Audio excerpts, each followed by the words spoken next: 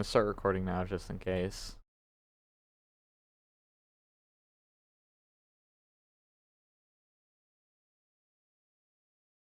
Look, there's sometimes you gotta read like the contracts and shit, but some of them can be outdated. Like I like when I read them, I do like understand what they're talking about. Like just something I inherently know.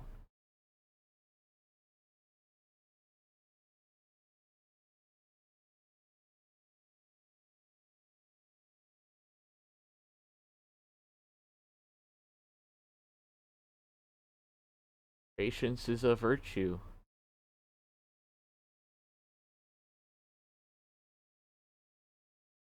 I put this on a not SSD, so the loading might be brutal.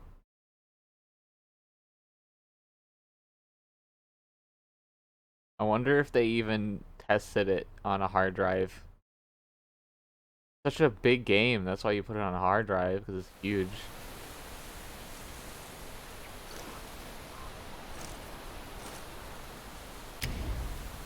Okay, now I can go into settings. Good game, good game. They'll let you adjust all this stuff.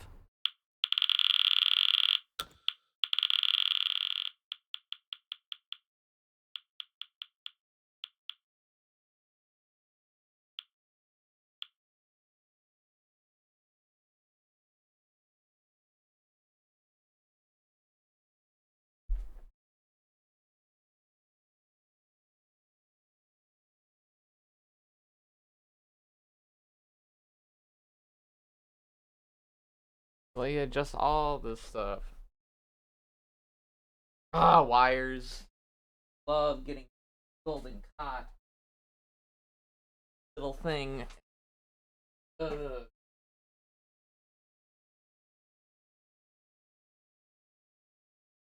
Hot.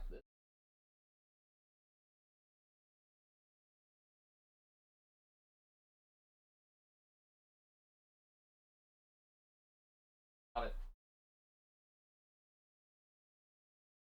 Got it. Ugh.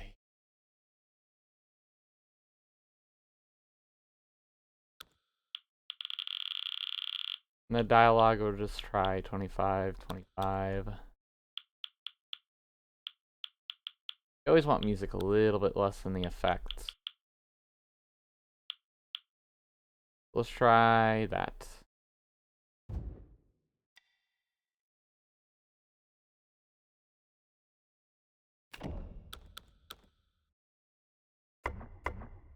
Motion blur? Okay, I know some people hate motion blur.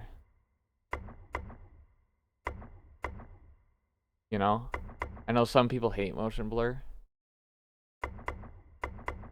Personally, I like motion blur. I am so sorry. Wait.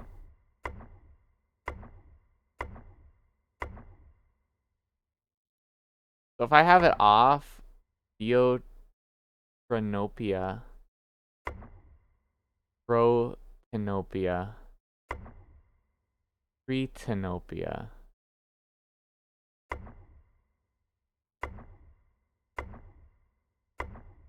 Wait, why does Tritanopia look the same as off? Like like that flower is orange instead of yellow. Am I colorblind? I don't know, I'll just keep it off. It seems fine. Tutorial messages on. Auto switch lock on. Off. Auto lock on when attacking. Off. Auto target when attacking.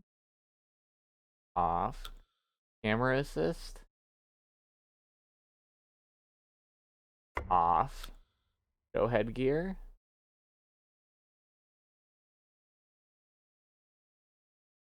Oh, off. I don't like the look of the headgear being on. Fine to have the headgear off. Damage numbers. Off. Keep that one on. Enables brief information about on-hand items and spells to be displayed when holding down RT button. On. Enemy health bars on. Boss health bars on. Lock on reticle on. Interaction prompts. Enables HUD prompts when you are able to interact with nearby. Perfect on. Low health alert. High. Enables alerts on the HUD. The character health drops below a certain threshold. Yeah, sure. Let's try high. I might lose track of my health. Well, I could put it on off.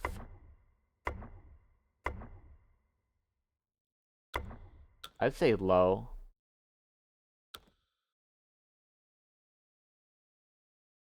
Auto close loading screen off.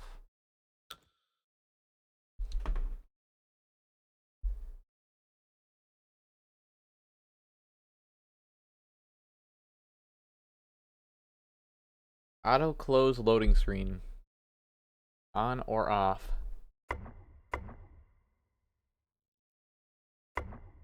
Just put it on, because I think it'd just be nice to have an auto close on a loading screen. I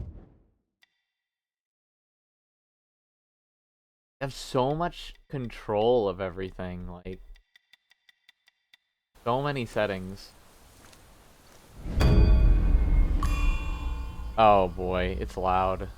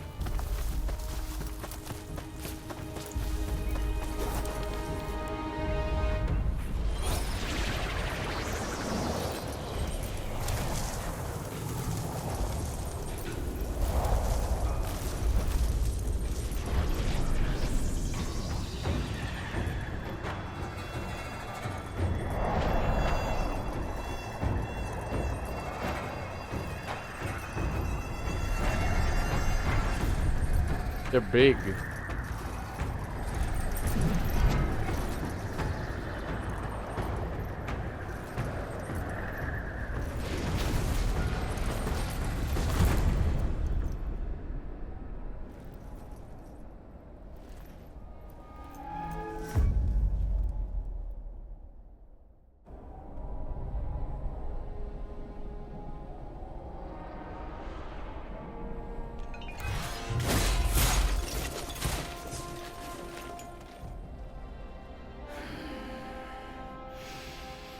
My master. Safe. The scriptures. Sound. All I ever wanted was a life in my mountain, free from you and your so-called merits. Those high above don't trust me. I understand that. And they send you and those knuckleheads to threaten me.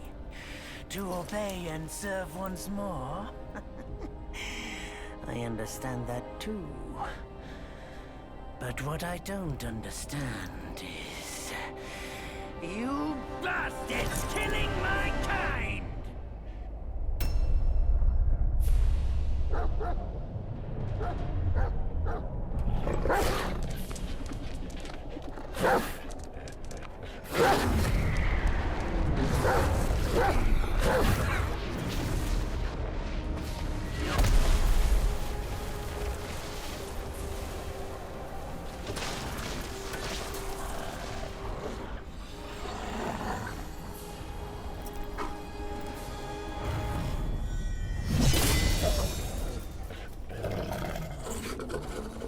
Stay back, stupid dog.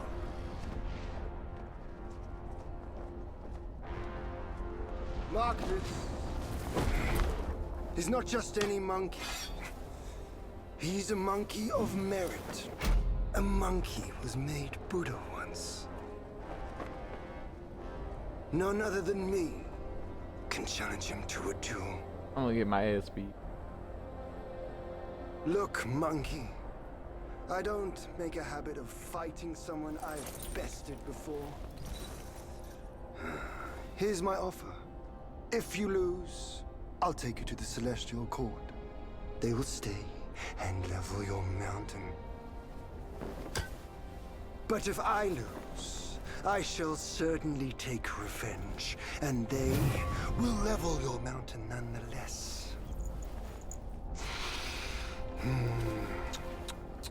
How tragic would that be, huh? You are one of the court. We don't need to resort to violence.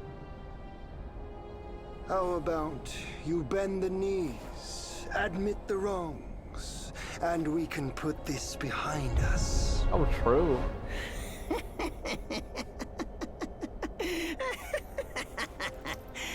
All these years, except for that pig, you're the one who talks the tallest tales. Good, I am entertained. Speaking of entertainment, wouldn't it be fun if I pluck your extra eye out for my snack and allow you to keep the other two? Because I'd hate to let you miss how I'll slaughter each mongrel of the court. Those below, those above, and that black mutt of yours. Come at me, all of you. I'm gonna get my ass beat. How do I dodge?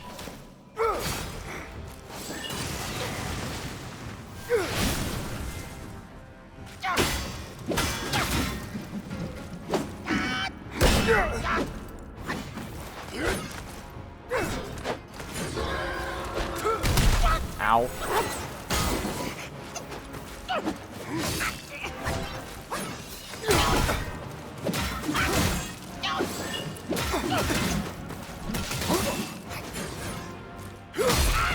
Those clouds are really nice.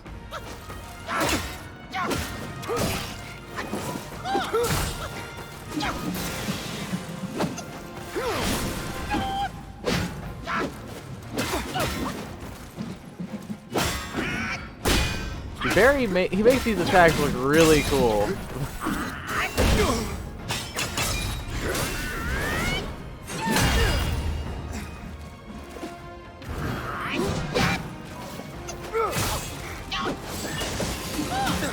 Oh, there's RT.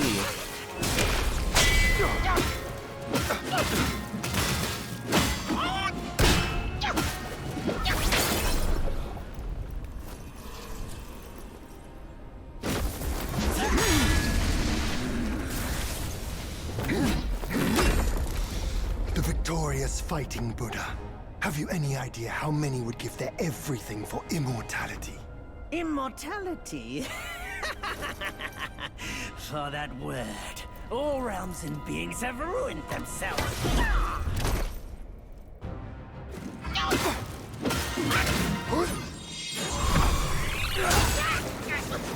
Ooh, that's a cool one.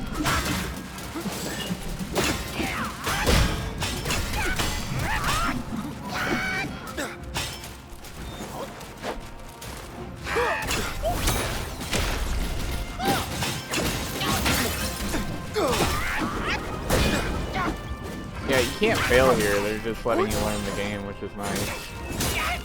Alright, it's B to dodge.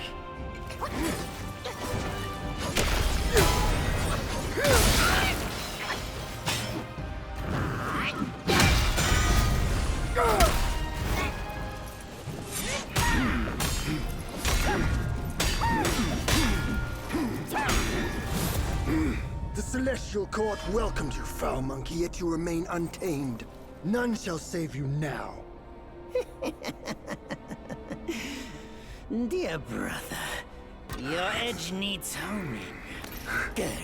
I was in need of a back scratcher.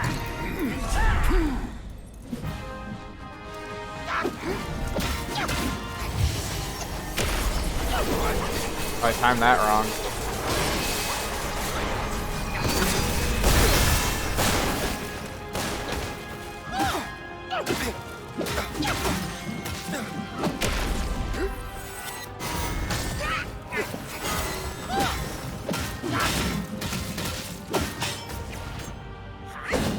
Oh yeah, I completely missed that shit.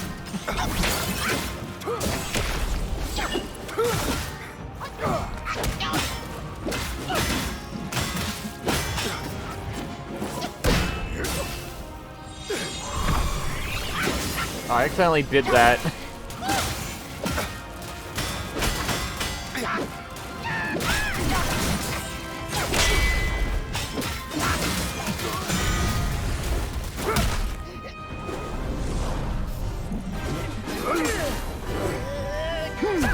The abilities seem really cool.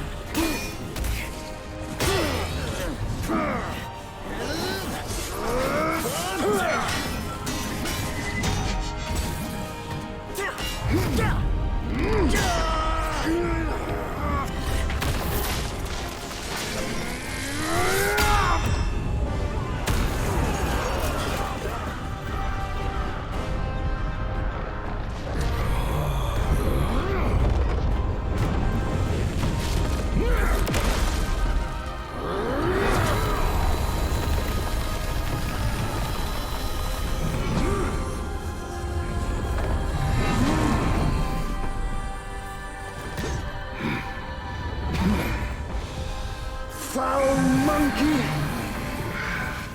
Taste my axe!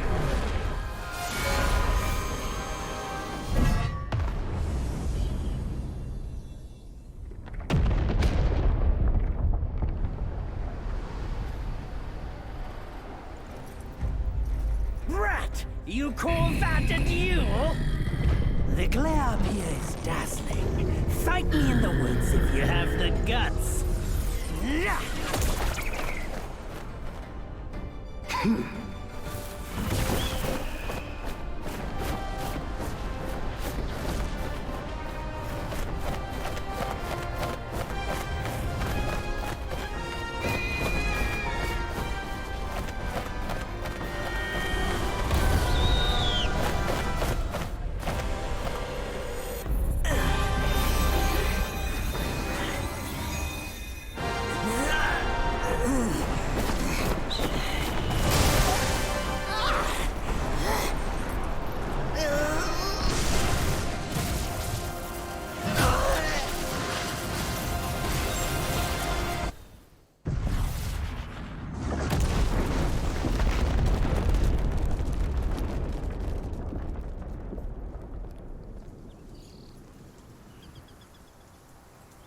The game seems to have an okay story.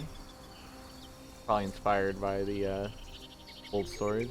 And so ends the last tale of Sun Wukong. A hero who treasured his freedom above all else. Buddhahood he attained, yes, but cumbersome he found the celestial rules, for he yearned to come back and to revel in the simple joys with us. Little did he know, his choice to forgo the life above only fueled their mistrust.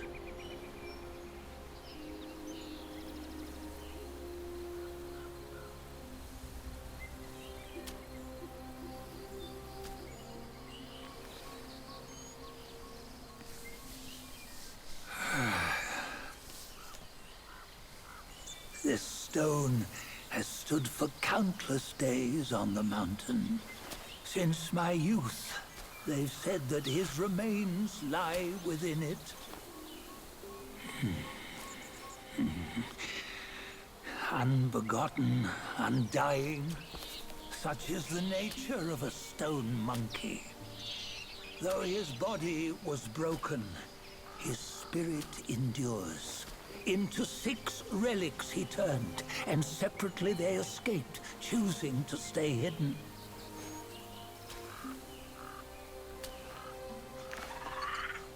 Those are the six senses of the great sage. Yet no one has ever seen them. Not in centuries. I'm old now. Venture through all the lands I cannot. Yet among you, there might be one who is destined. One that shall recover all his scattered relics. And upon the return of the relics to Mount Tuaguo, he may yet rise again.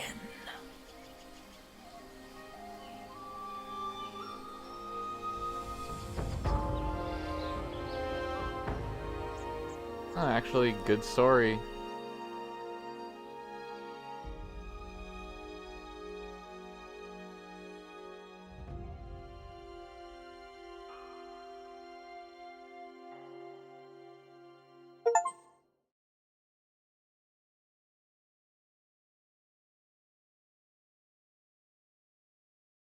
Now I'm probably gonna have like none of all these abilities. I'm gonna get my ass beat now.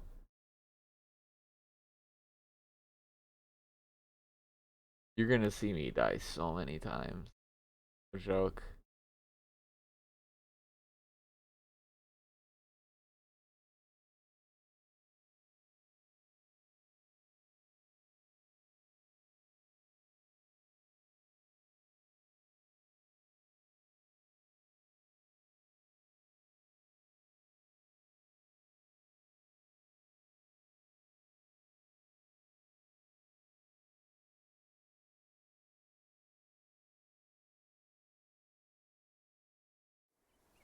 On the go, bend the toe, life of human all for gold.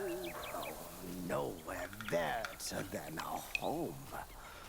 We cheat death and ever grow. Huh? Here, you see, what bliss my fate shows. Luck's around the corner. Seems like he just fell from a fruit tree here. Perfect timing. This peach knew I needed a snack. You sneaky rascal! Dare fool me? I'll make sure you regret it! Oh, I'm gonna get my ass beat. Well, that's not too hard. At least it starts out easy. How many times you come around? You're still as mischievous, eh? So I'm given a tutorial? I felt like I just did the tutorial, to be honest. Oh, there's a sprint. I didn't know that. You can collect shit? Uh-oh.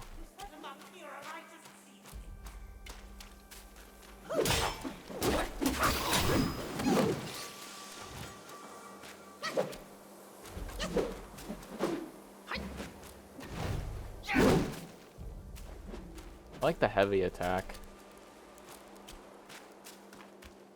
Yeah, this game's audio is pretty well balanced. Okay, so you have a stamina bar, so I have to keep track of that. If I don't, I'm gonna die from not keeping track. So jumping requires stamina too. Okay. The guy to the right here. Hold Y to build up focus.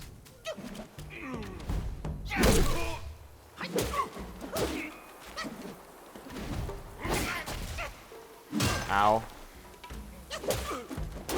Rolling cost energy? No. Roll it. Wait a second. What is that? That's sick. That's a sick freaking thing. Like he got like a clone.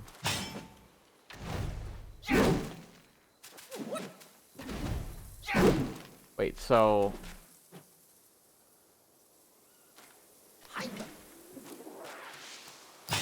Oh, okay. That's what it meant by hold Y. So I can charge it up, and I can get something like this. And if I let go of Y, I could just absolutely obliterate.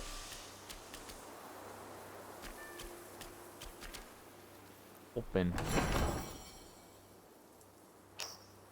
Tiny piece of gold and yarn. Must be crafting materials for items.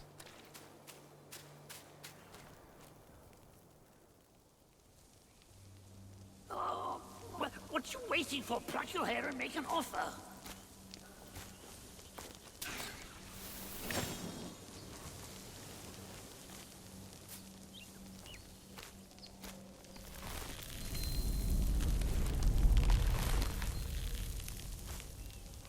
Hey, wait!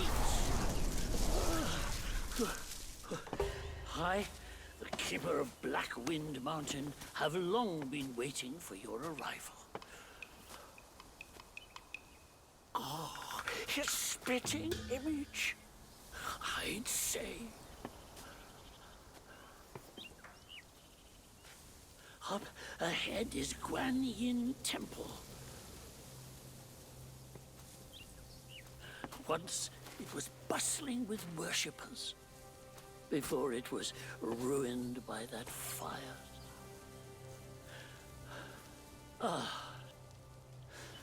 Then the temple was rebuilt. Oh, what good is it to rebuild a temple if the goodwill of men has been burned to ashes?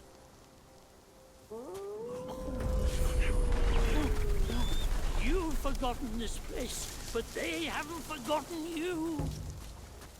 Oh, that's a tough one. Good luck to you. Special items, incense trail talisman? Wait.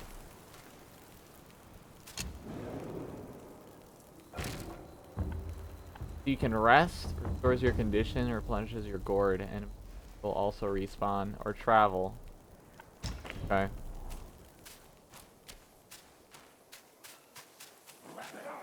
We have company.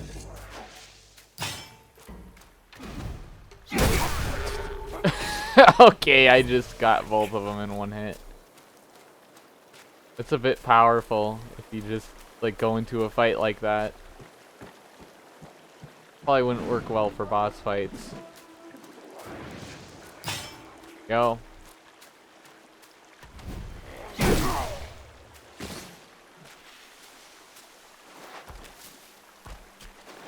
Oh, he has like an automatic jump too. That's really nice. I think I'm gonna remove the motion blur because honestly my brain kind of does it on its own.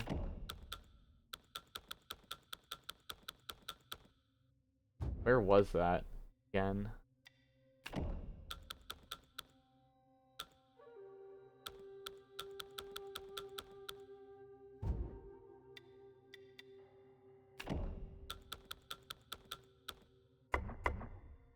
Put it on off and see what my eyes think about it. It's a bit rough. A bit rough.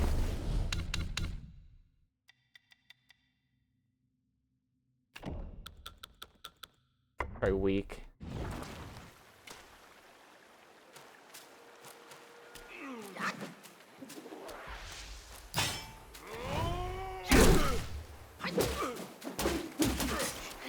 Ow, I got hit. I got spark. Ooh, ingredients. I love ingredients.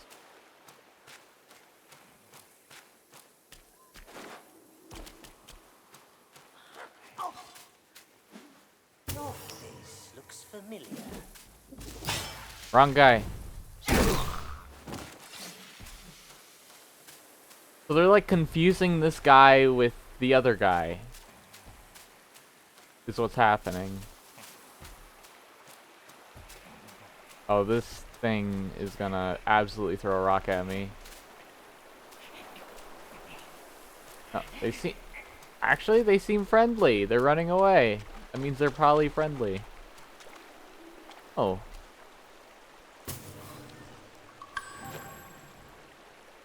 The Skanda form. What is that?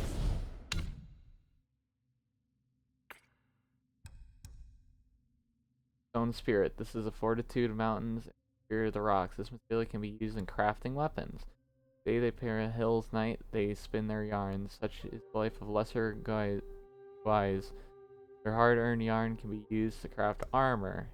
Tiny piece of gold. A tiny piece of gold in its origin is discernible. Perhaps some trade could be done at the shrine.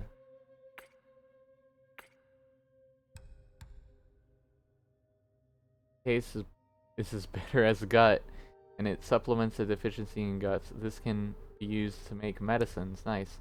Auspicious fungus that features a luxurious purple hue can be used to make medicines. Oh. It is believed that which bears the semblance of human shape both possesses a kindred spirit. This can be used to make medicine. Oh, cool.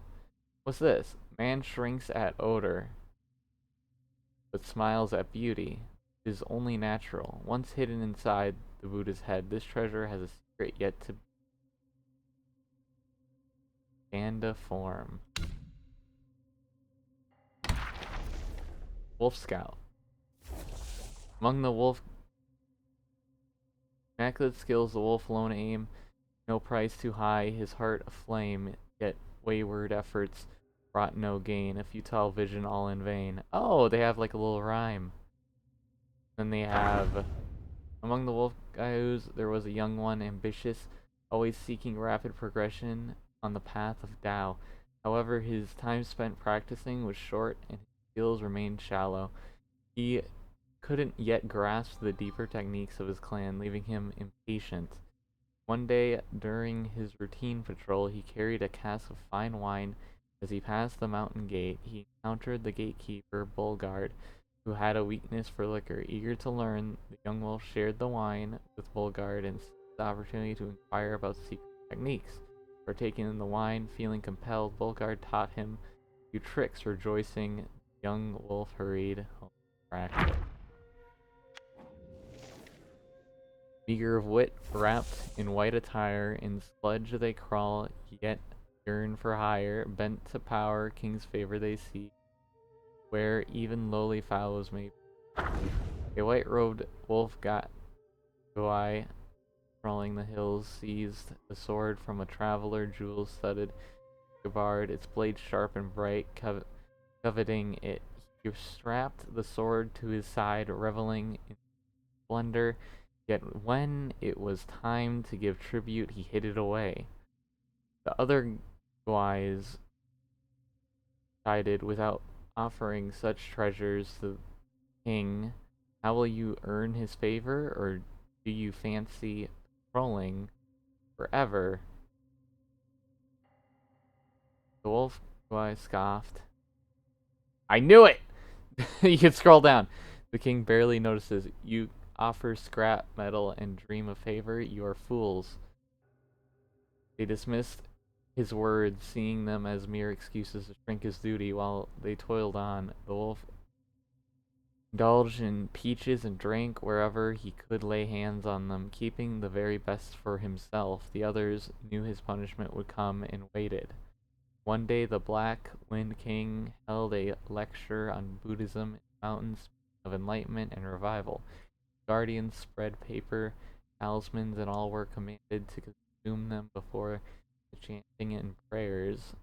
Hours later, the king inquired about their enlightenment. A pause fell, then the white-robed wolf guy stood, and there emerged others, one by one.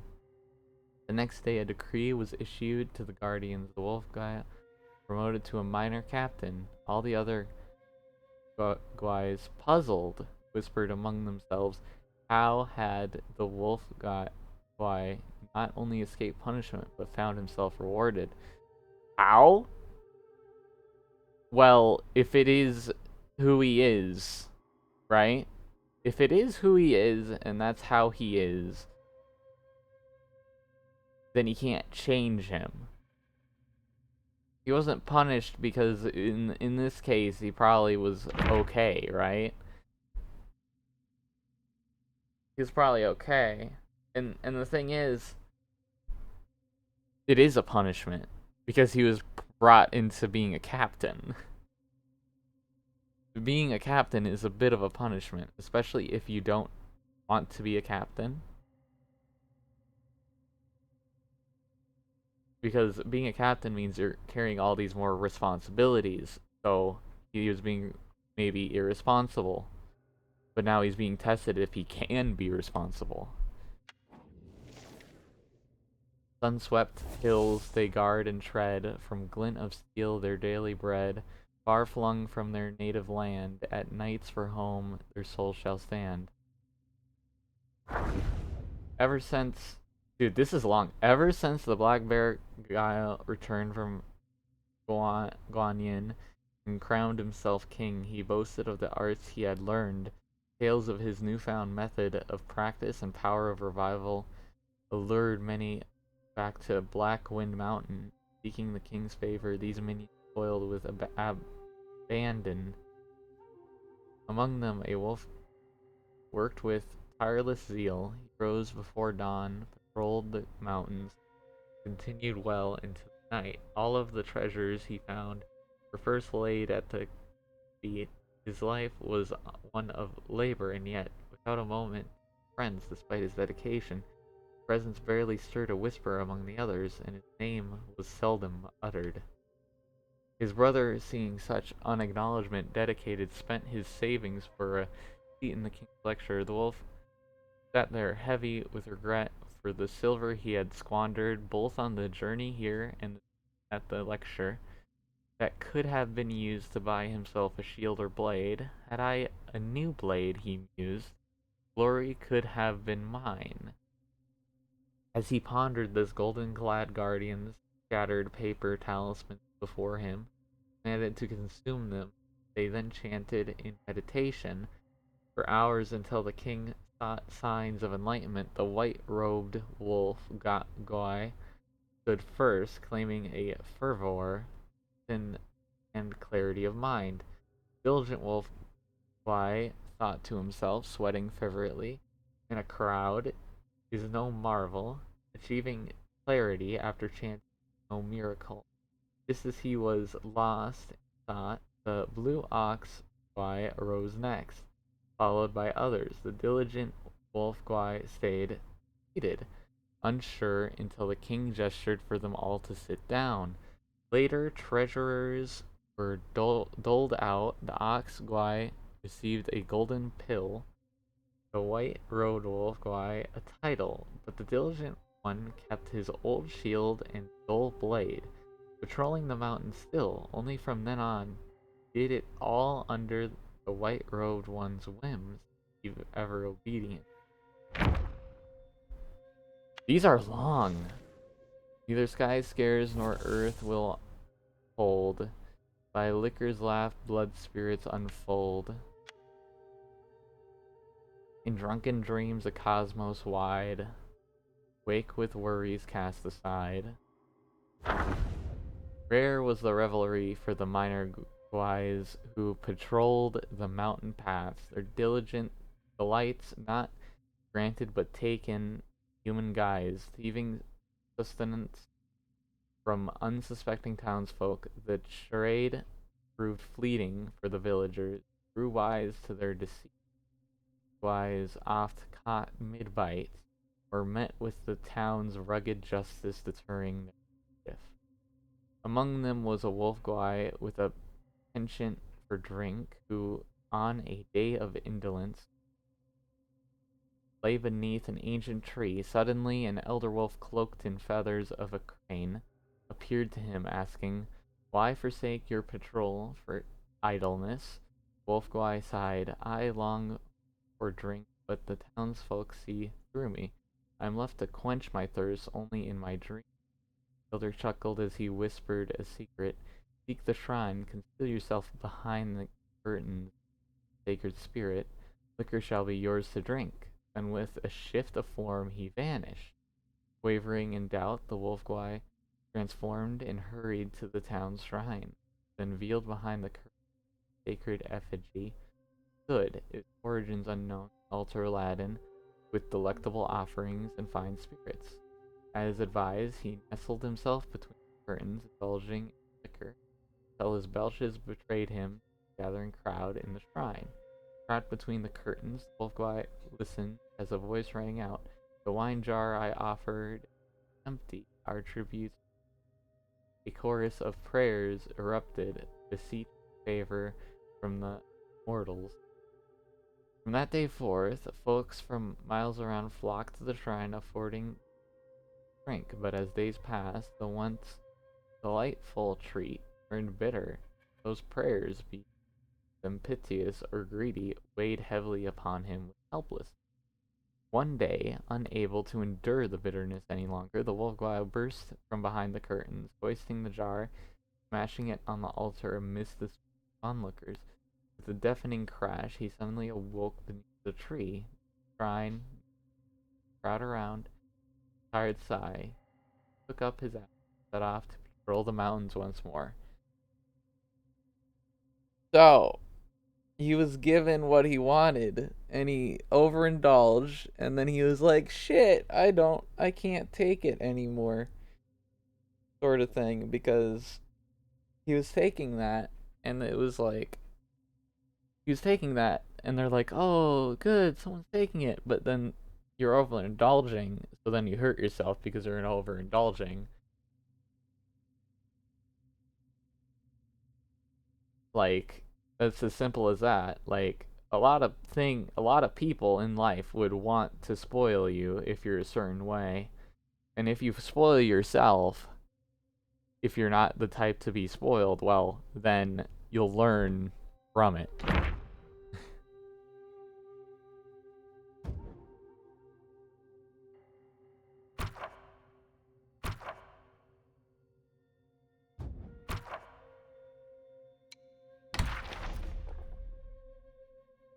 Golden light will guide you to the next keeper shrine along your journey. Oh.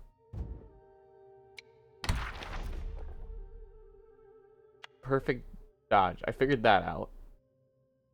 Focus. Focus points are built through hits, charging and perfect dodges, and can be spent all at once with a heavy attack. Oh! Follow a light attack combo with a heavy attack to trigger a very combo. Yeah, I kind of figured that out.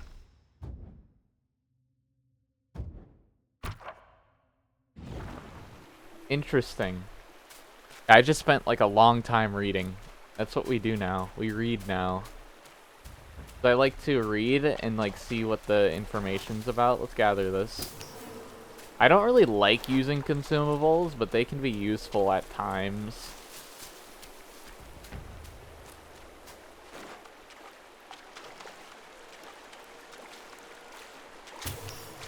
Are you friendly? Oh, you're not friendly.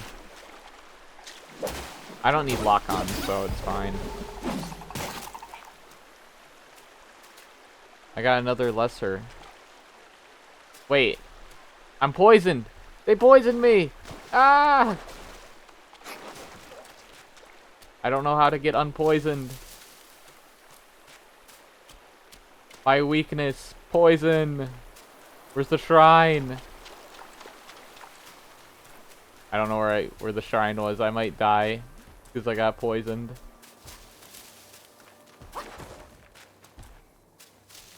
That is no! No, I'm not in the condition to fight right now. Oh, fuck. I'm going over here, man. I'm poisoned right now. I'm not in the condition. Use gourd. That does not cure poison, but I learned how to use the gourd. Like, if I rolled, is that enough? Get it off? Maybe water can help?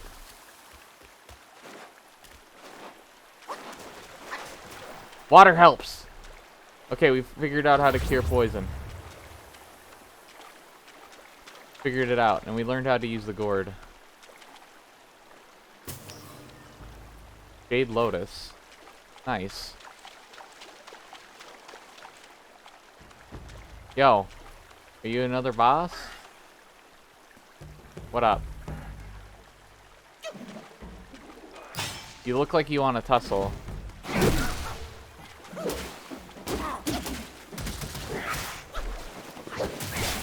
Ow! Oh, my stamina, right? Well, that worked. Ow. LB. Oh, oh. Ah! Drink again.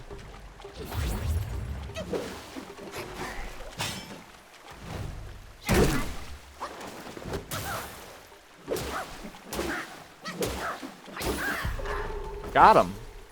Portraits. Got more portraits to read.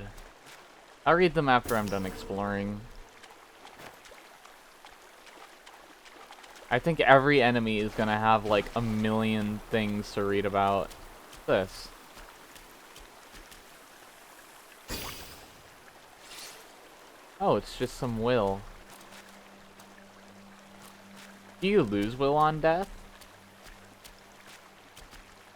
Doesn't really give you the count, so I don't think you lose it on death. If they don't show you the count. I need to go back to the shrine because I lost health and got poisoned. There's like a strong enemy, but I don't have any more gourd.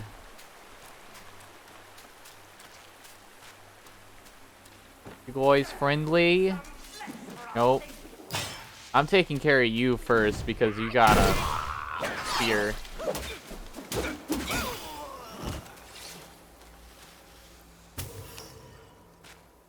Spears are nasty.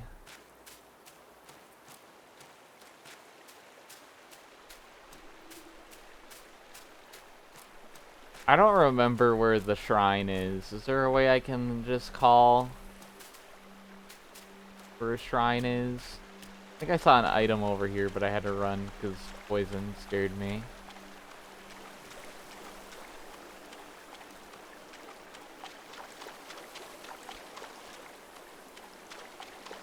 This is where I got the crow guy, I think, yeah. We can read somewhere. There's a bridge up there.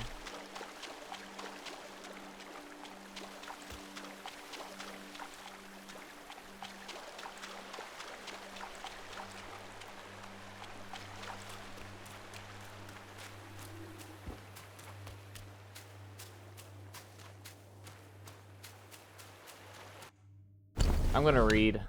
I'm lost anyways. Read some items. Jade Lotus. Originated from celestial realms, this divine plant is the god's possession. This can be used to make medicines.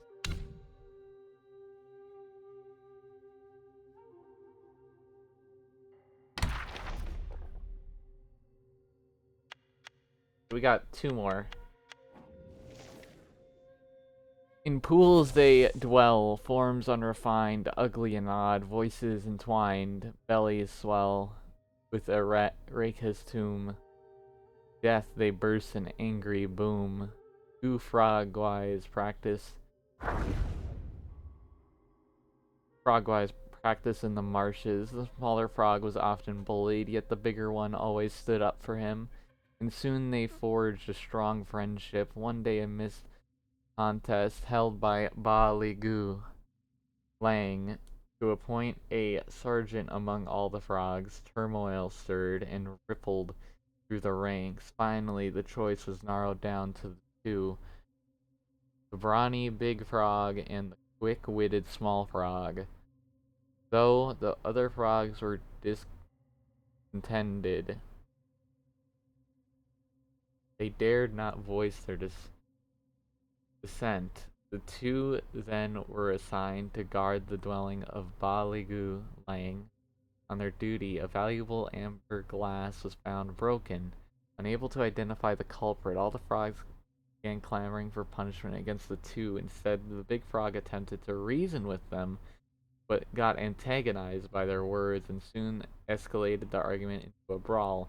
The frogs interpreted this reaction out of embarrassment, hence evidence of his guilt. Small frog, meanwhile, remained silent beside them. Seeing this, the big frog chided him for not speaking up in his defense and even began to suspect his smaller companion. Hesitated for a while, the small frog then admitted to breaking the glass. However, the other toes dismissed his confession, arguing that one of them had committed meditative vandalization, while the other had neglected his duty and Both deserved punishment by... Geez, that's a big punishment. The small frog grew anxious and could not help engage in the argument as their voice grew louder and louder. Bellies inflated larger and larger until some of them finally burst, splattering blood, flesh all around over the place, leaving none unsoiled. Damn. Croaky. The Crow Diviner. He knows the world's fate through deviation, yet cannot secure his own salvation. And what he thought was a place of peace, fate's tangled threads never cease. It is said that the crows gather in temples, having listened to sutras and teachings every day, developed a spiritual nature, and could predict fortune and misfortune. Thus, some fortune tellers who called themselves crow diviners like to set up stalls in front of temples using crows to pick fortune sticks for deviation. They always lit sandalwood incense, while symbolizes the temple at their stalls, and claimed that their crows were the spiritually enlightened ones from the temple. One such crow diviner had a crow he had raised from a chick, which could communicate with him using specially made fortune sticks. Every day, he sent the crow to various parts of the city to observe people's lives when clients came to seek fortunes. He would use the fortune sticks to inquire about information from the crows. He mixed this information with his own understanding of human affairs, weaving prophecies that were half true, which often managed to deceive. One day, an official came seeking a fortune, offering a large sum of money. The crow diviner told him that his official career would be prosperous and that he would reach a high position. Unexpectedly, the official not only failed to get promoted that year, but was demoted instead. Enraged, the official brought his household servants to demand an explanation. The crow diviner used the information gathered by the crows to explain that the official had not spent enough money on temple renovations, which magically convinced them the official, deeply believing in his abilities, even introduced the crow diviner to his colleagues.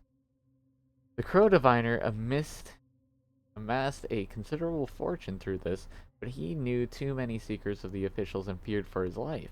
He decided to change his career. One day he attempted to drive all the crows away, but they refused to leave. The crow diviner tried various means to get rid of them, but the crows, unable to endure his mistreats any longer, attacked and pecked him to death. Damn. Afterward, the crows transformed into human forms, donned the attire of fortune tellers, and continued to sell fortunes around the temple, deceiving people as the crow diviner had done.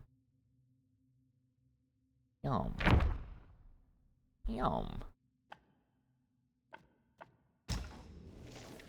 I don't know about him because I haven't beat him yet. Down.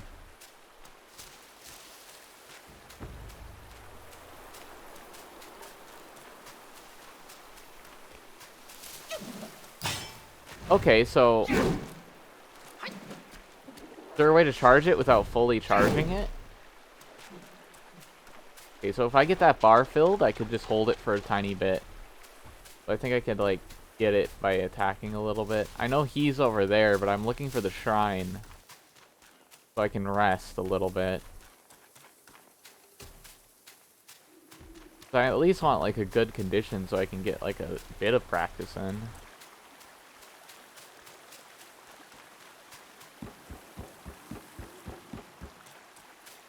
I think it would be disrespectful to fight a boss whilst not being at full health.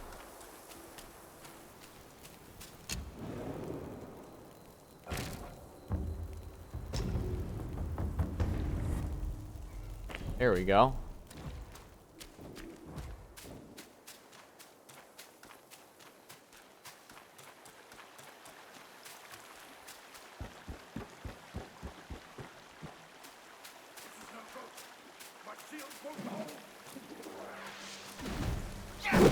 Oh, my bad.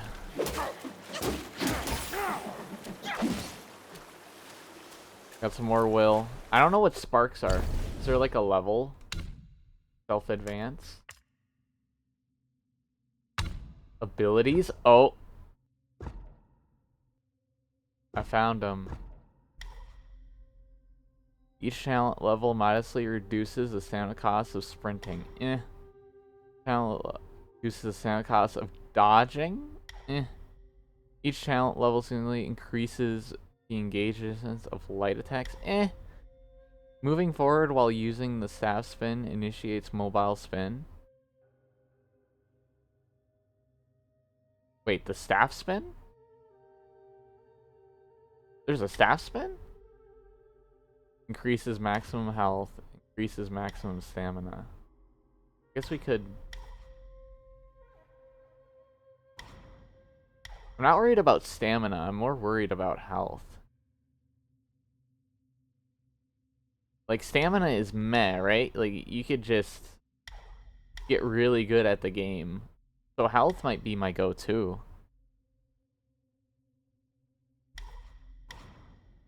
Do I need health? I kind of have a gourd that I can heal from.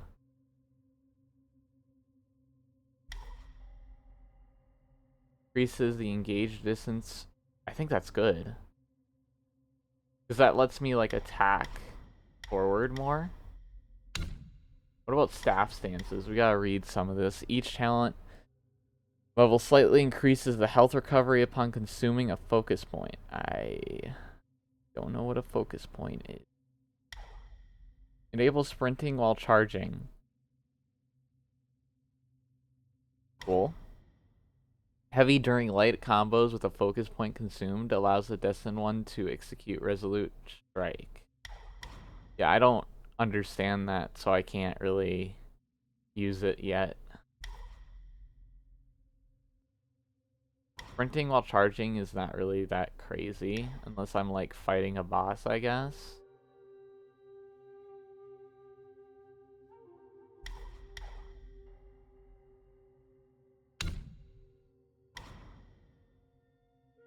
Reduces stamina cost. Increases the engaged distance of light attack. Engage means like just when you start. When the second move of light attack combo hits an enemy. More focus though, and that can jump over here. Increase the focus gain from blocking projectiles with staff spin. And staff spin is LT, I just learned.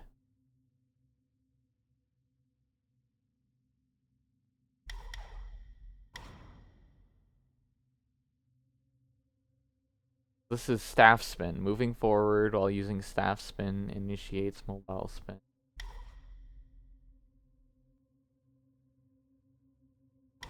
I think mobile spin is kind of nice though. Because it'll let me push up closer.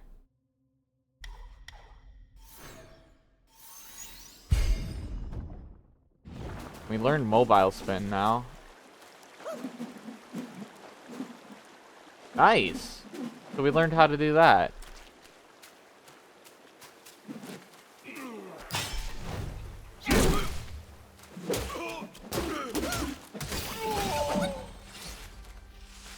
Oh, I got another spark. Nice. I don't even know what to self-advance in. Oh, staff. Oh, yeah, I already looked at that. It says smash. Enables sprinting while charging. Screw it. Why not?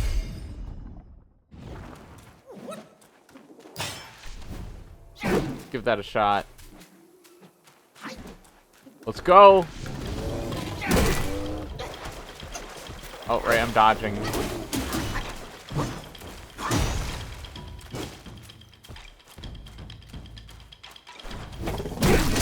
Ow, that was my bad.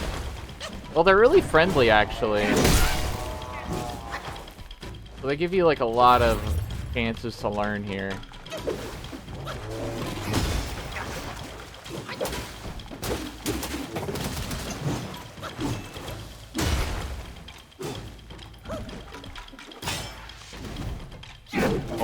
I did not test that one.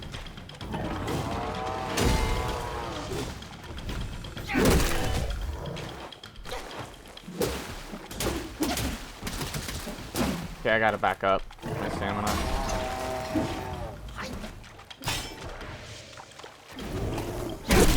Ow.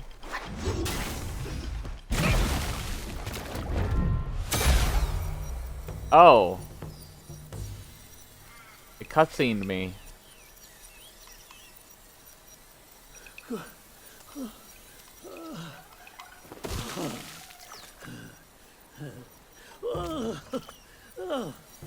It's been a while, but the immobilized spell still works like a charm.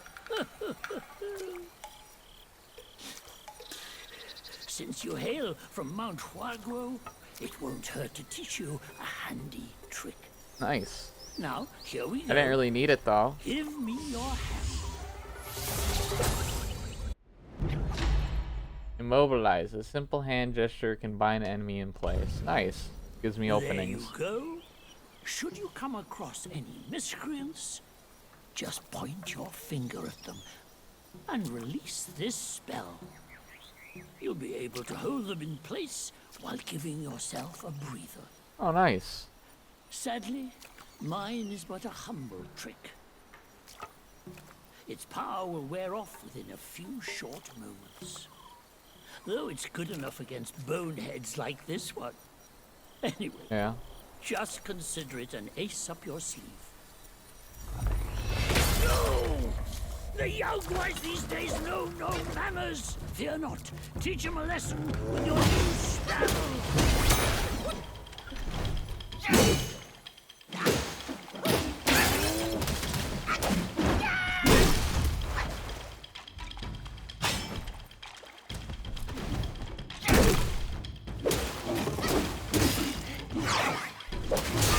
Ow. Yep. But it has a cooldown.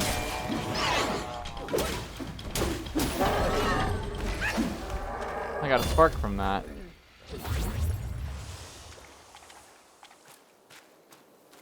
Nice.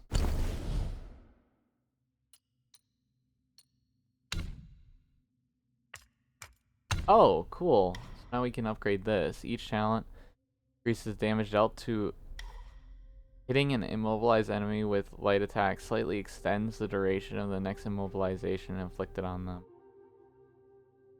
The thing is, I don't need like an extension. But this? Crazy. And I'm pretty sure it uses that blue stuff, yeah. Does this restore blue stuff? No. Probably some way to restore it. Oh, I already awoken talents. Yeah, it just lets you do it before they tell you how.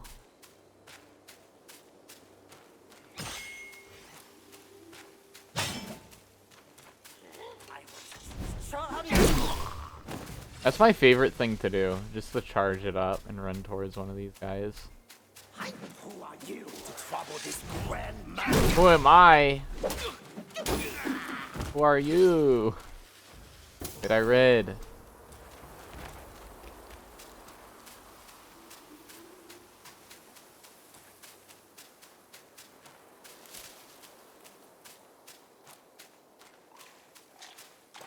Oh shit, it's one of those poison frogs.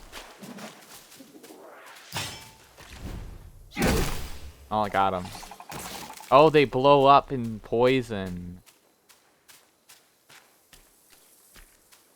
Oi, if you're gonna, like, sit around with your weapon out.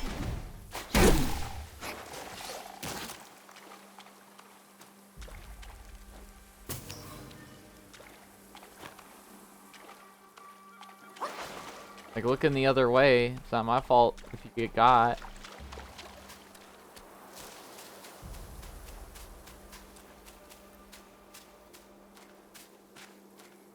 I actually want to hear, like, what they have to say before I, like, completely obliterate them. Because it's not like they'll kill me. Like, they're not that much of a threat where they'll just completely destroy me. I can always respawn.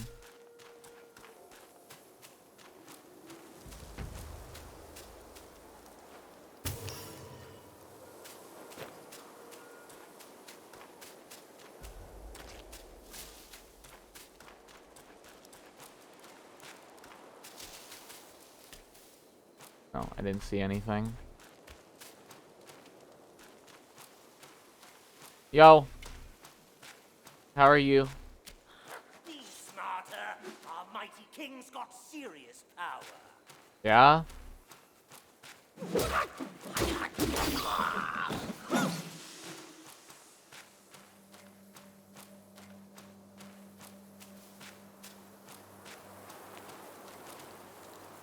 Oh, hey.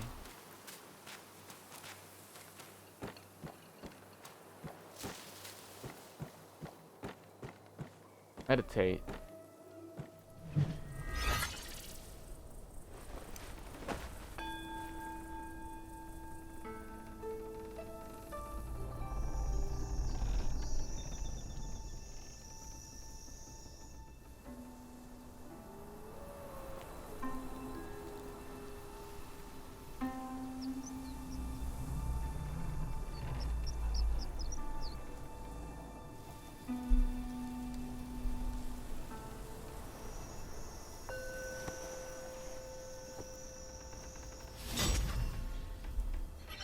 That do? Oh, that gives you a spark.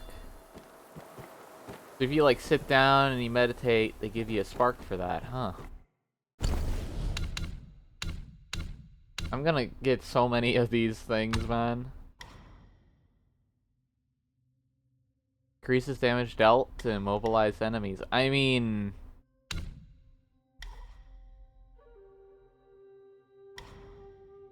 I already got this. Wait, what's this? Each talent level increases the health recovery upon consuming a focus point. I don't know what consuming a focus point means.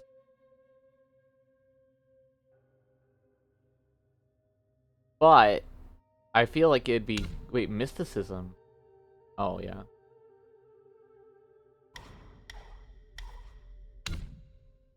I feel like that's good.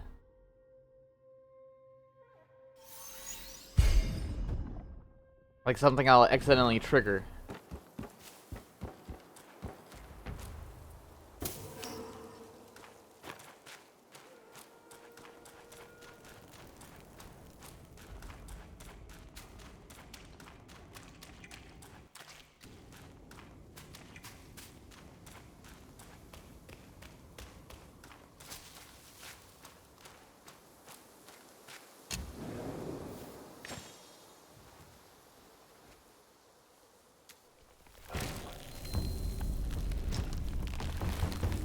Reignite the sparks.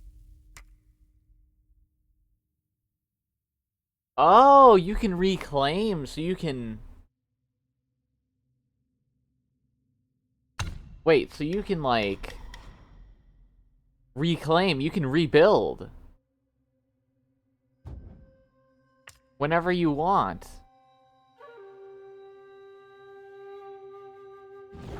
So if you don't like something, you could just completely change what you did.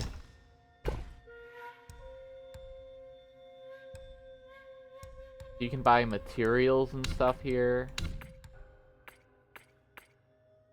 That's neat, but I don't need to buy anything from what I can sense. I could just craft it. Hey, wait! You don't think you can just parade in, do you? It's not that simple. Let me transform you into a golden cicada, so you may follow the fires ahead and scout this mountain unnoticed. Fly!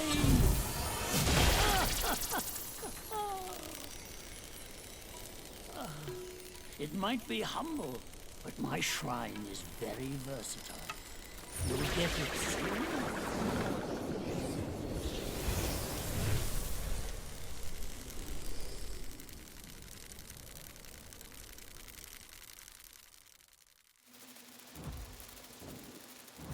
De-transform. Okay, so you can... In the depths of Black Wind Mountain, there are secrets galore. The cicada form may help you explore. Oh. This form does not last forever. Should you find yourself lost, just follow my voice. Now, Off you go.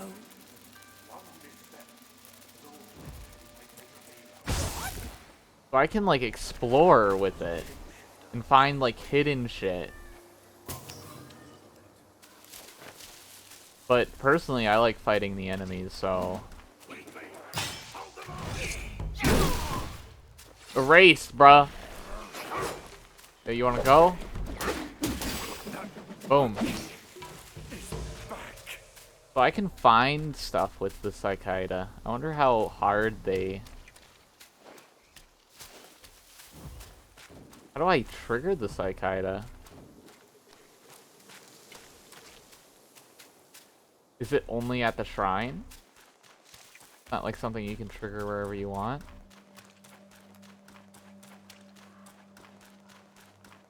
I forgot to rest at the shrine.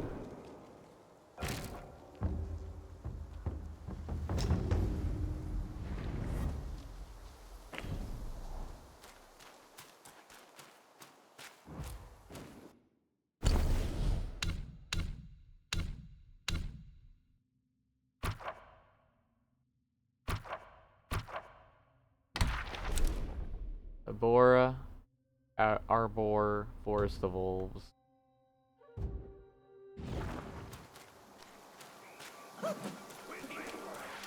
I'm back. I missed.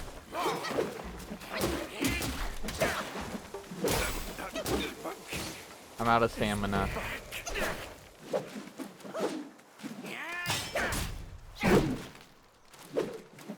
I'm so good, man, at like not hitting stuff. Yeah, I don't know how to go back into the cicada, sadly. Let's go.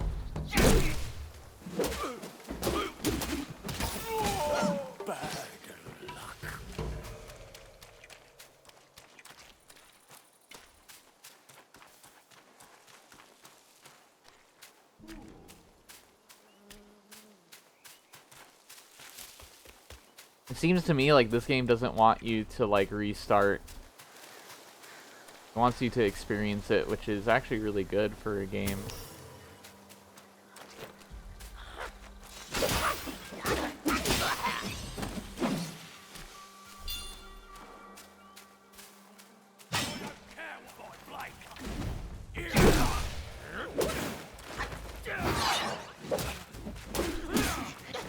Oh man.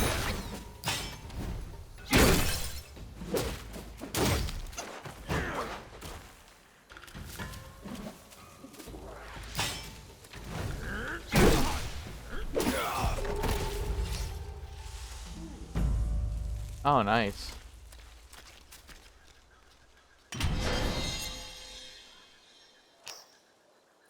Evil repellent medicament.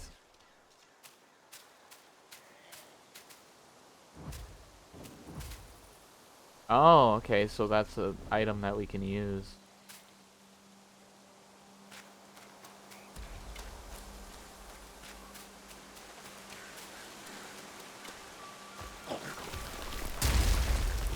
Whoa!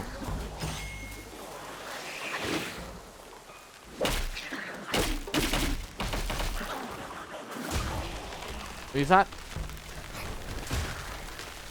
poison.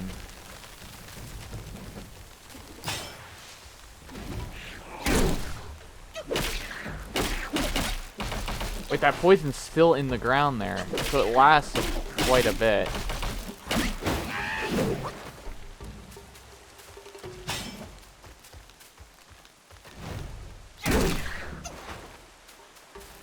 From what I can notice, it's eating up my point, but I'm not getting health. I thought it was supposed to give you health when you...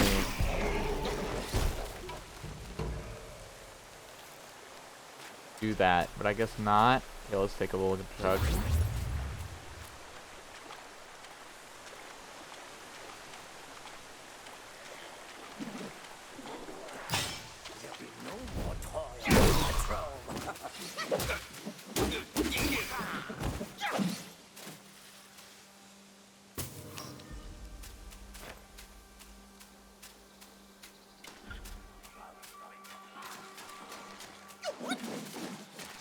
But there's a guy shooting? Oh, that's funny. Got a bowman.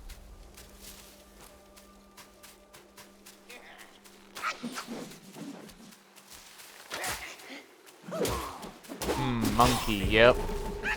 This is a really good game. Like, you think it would be like Dark Souls, but no, it's very forgiving. Like, you can like respec whenever you want. Some flesh for our taking.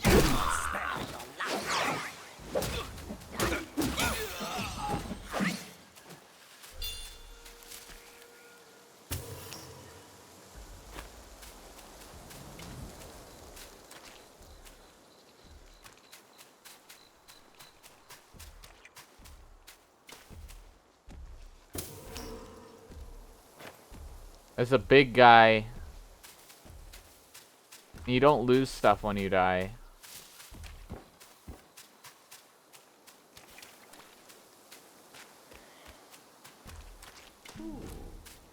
Hello. You enemy?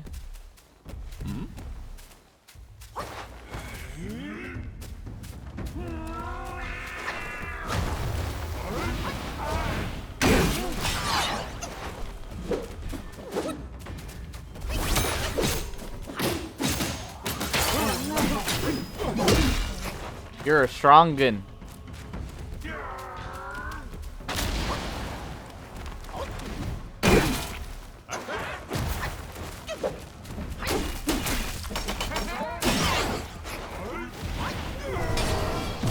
Ow, he's so strong. I don't think I want to be fighting this guy yet.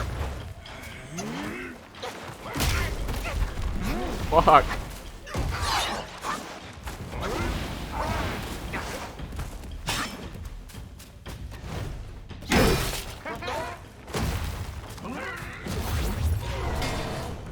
Ah, I tried dodging that one, didn't work.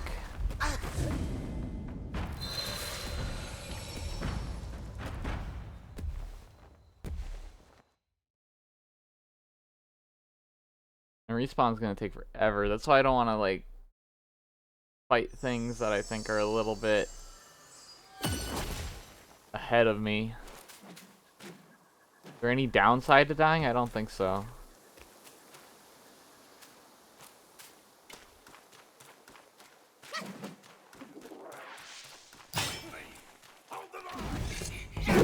Well,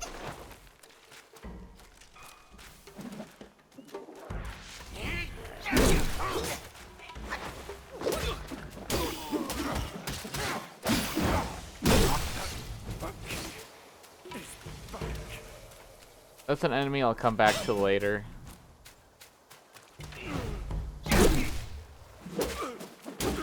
I don't think it's requiring me to fight him. I think I could just walk past them.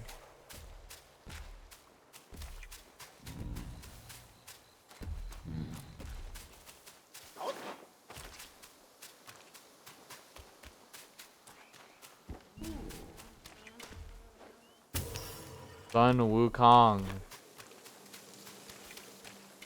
I think it just lets me walk past them, so he easily could come back to later thing.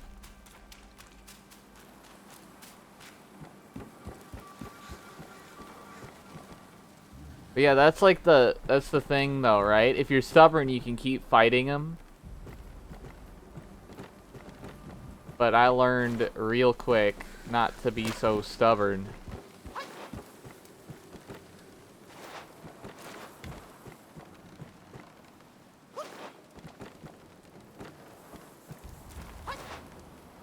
Oh.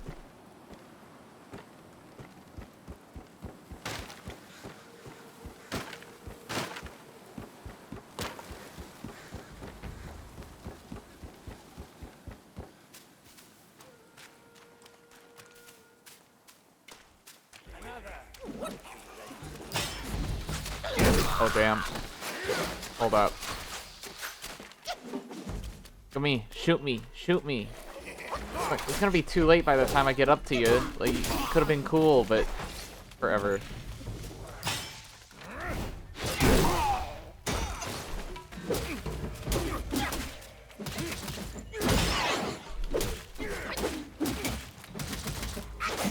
I don't have like any stamina, that's why I'm like doing no damage.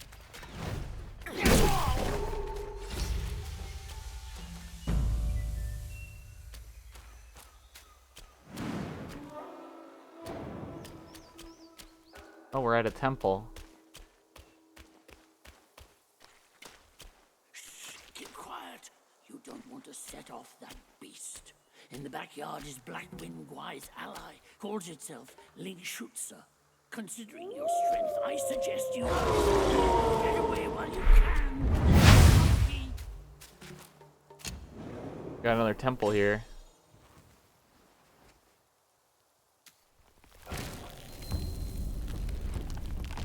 Oh, now it lets me craft armor. Allows using gourd while sprinting.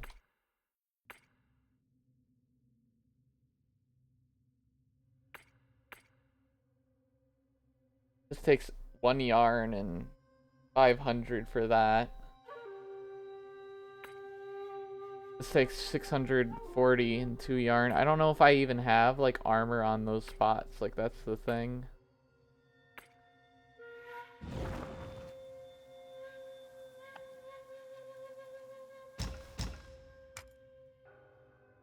So you can set spells, so there's more spells than just that.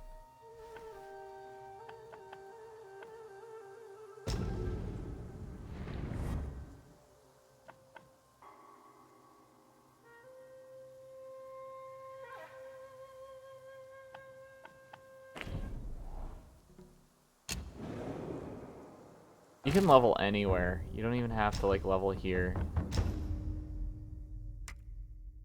I have some sparks, actually. Got 2 sparks. Robust constitution.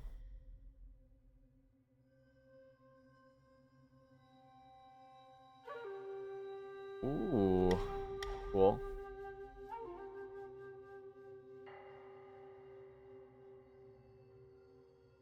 Increases the engage distance. Okay, each talent level increases the engage distance of a light attack starter. So I think that means like any light attack.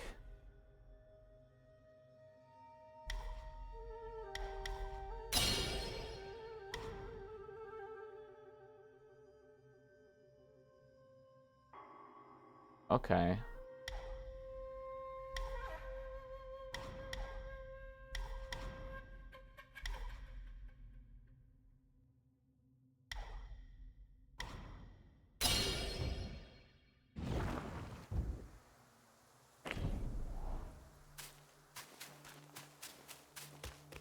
Once you pass that gate, there's no turning back. Okay. Wait, I wanted to read. No, I can't read now.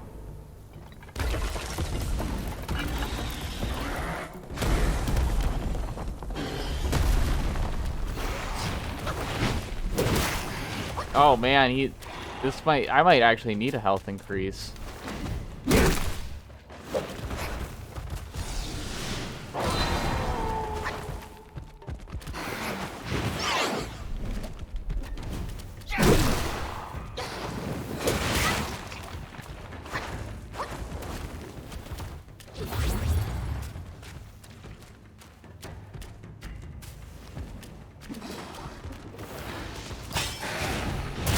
Ow. Ow.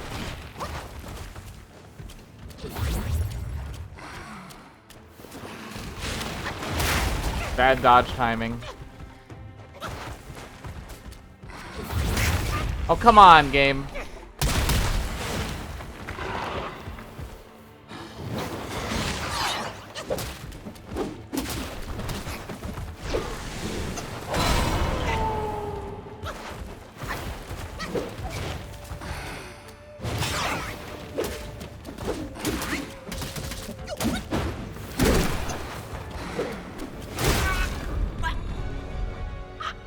Yeah, I might need some health increases, I'm not sure.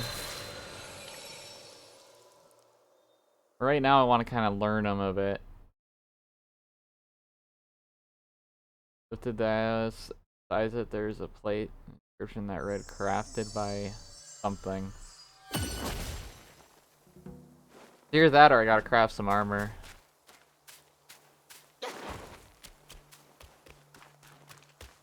Like the armor might actually help, I'm not sure. Yeah, I don't have any armor on.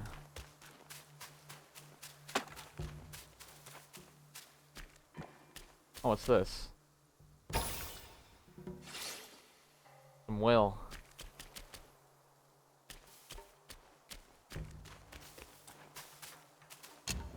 See what armor does. Allows using gourd while sprinting. Moderately increases sprint speed. Sprinting each second. Moderately increases attack. This effect can stack up to 10 times. I need 1 yarn for this.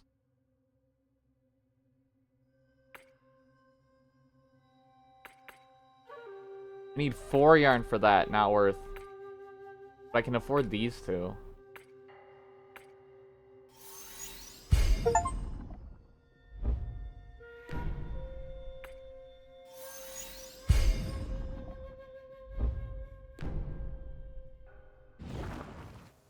We have a moderately increased sprint speed now.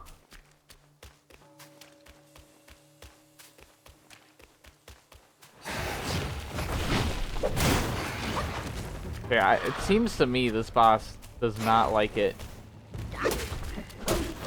when I'm attacking.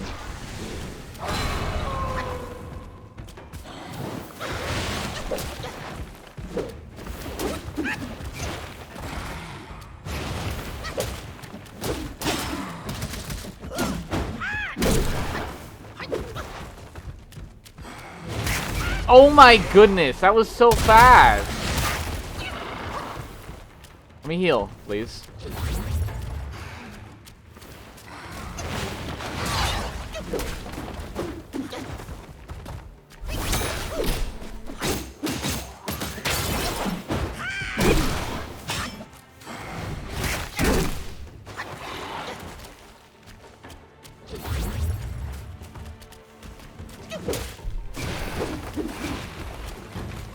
What are you gonna do? What are you gonna do? What you doing? Oh, I get to heal then. Hey! You readed me, bruh.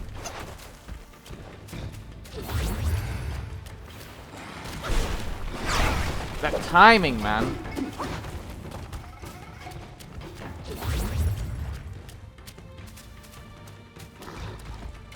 Come on.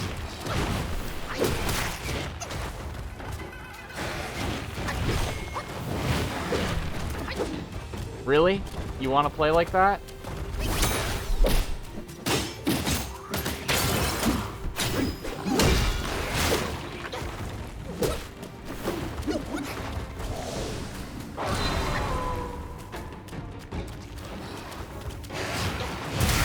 Ah, the timing, man. There's a lot of like hesitation, if you know what I mean. Like, it's not a direct attack, so you have to wait like a second before you dodge. A lot of that.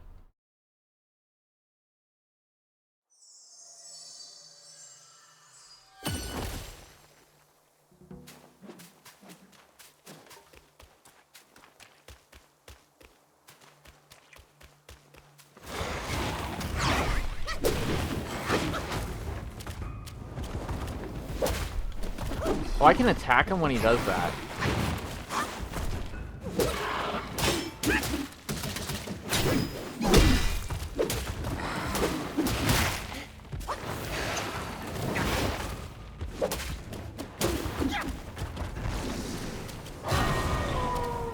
Come at me. Come on.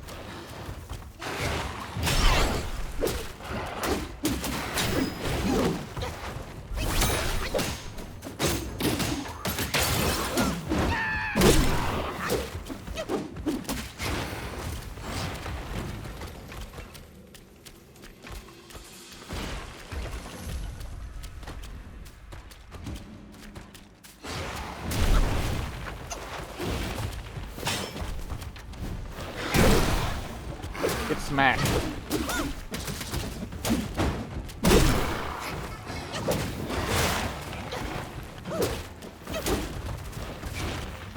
I'm healing. Nice timing, huh?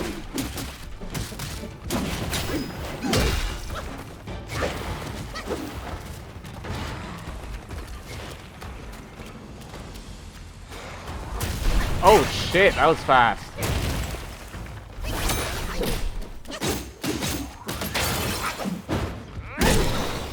Heal.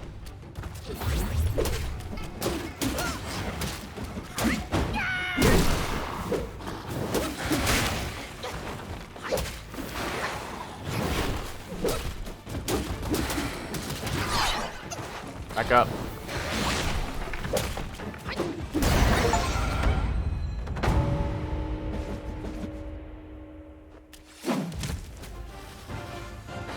Did it.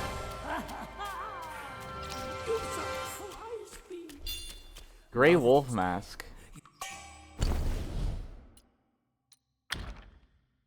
Inflicts considerably more damage bonus on enemies at critical health. Oh, nice. See, and I got like a helmet for it. You might as well take a good look around.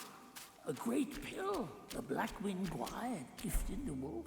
Finding it would be a deserving reward for that fight. How'd that fight look? It looked like I was nowhere near beating it 2 times, and the next thing you know, I was already like destroying. Like I still had 2 more gourd heals that I could do. Yeah, GG.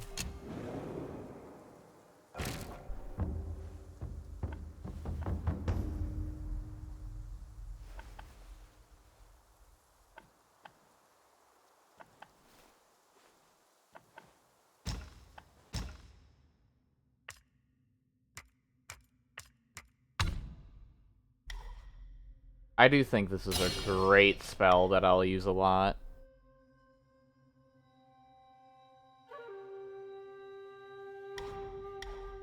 Hitting an immobilized enemy with light attacks slightly extends the duration of the next immobilization inflicted on them. Wait, what? Hitting an immobilized enemy. So that's like not boss thing, that's an add thing. This.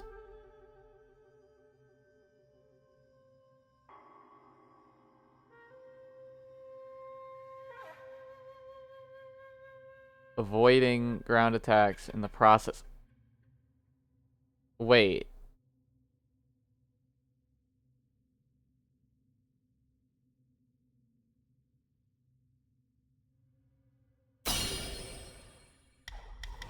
This. 3 out of 3 increases maximum focus points from 1 to 2. Oh, interesting. How do you consume a focus point? That's something the game never told me.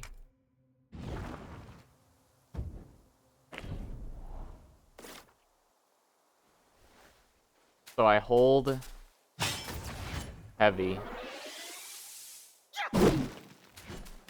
That's a cool thing, because if an enemy like did a ground attack, I could do this. And I could avoid.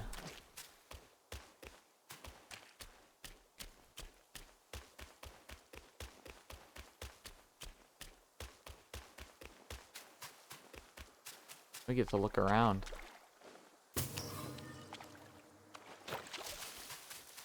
Got a chest.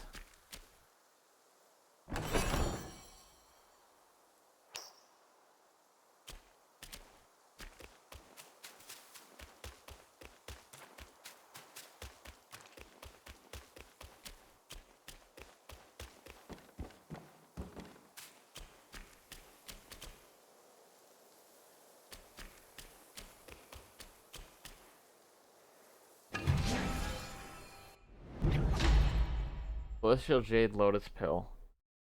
A miraculous pill protected by the god of longevity in the southernmost reaches of the land that massively increases maximum health. What?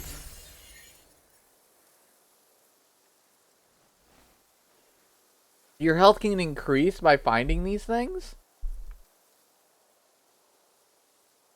So you have the option of putting a point into health, but the game increases your health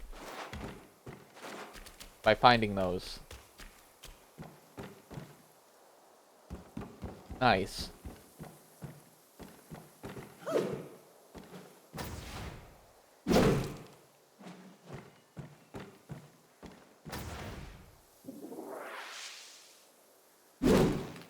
Okay, so if I do a full charge, it has some decent length to it.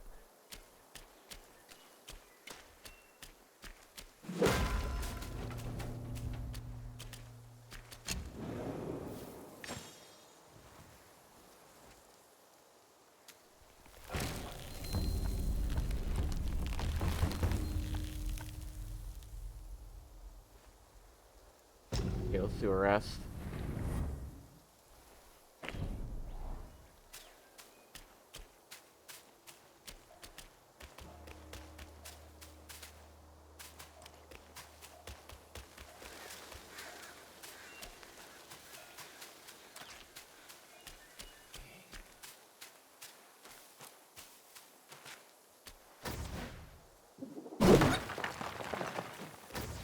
Wait. Someone tell Master!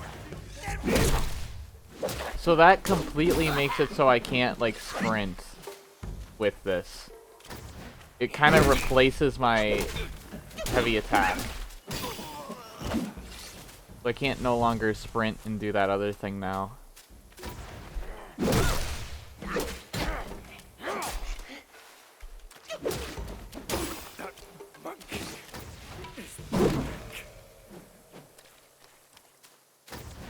That's interesting, kind of.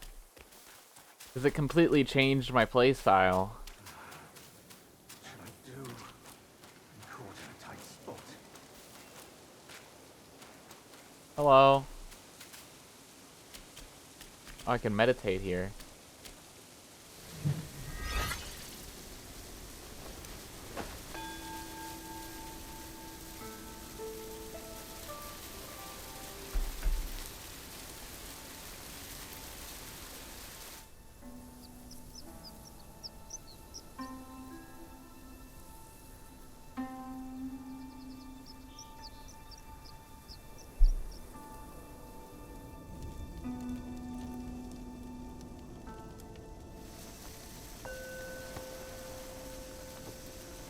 Now, to be fair, I can enjoy any game. I just know this game is really well made.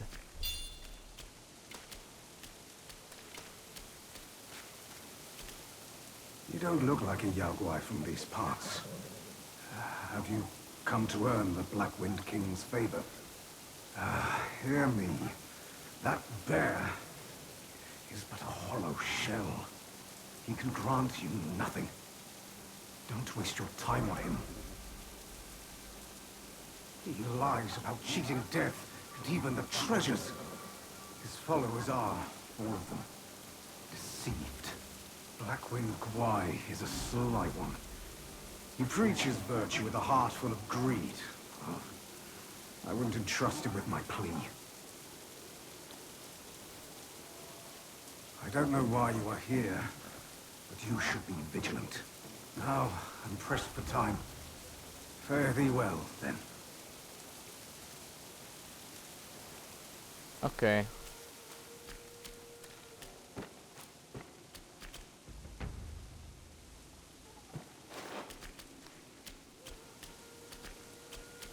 Wanna fight? I don't know why you are here. Now, I'm pressed. I won't fight you. You don't want to fight.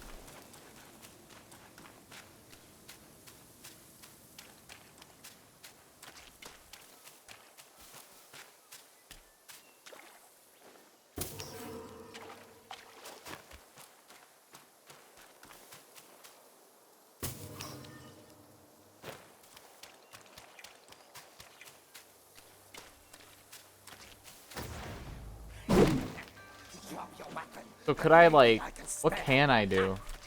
I want to test something. Okay, so he can knock me off of it, so it's really just for ground attacks.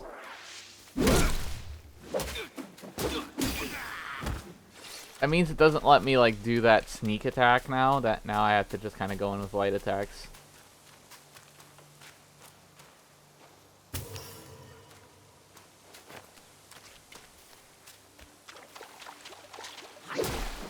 Poison Toad.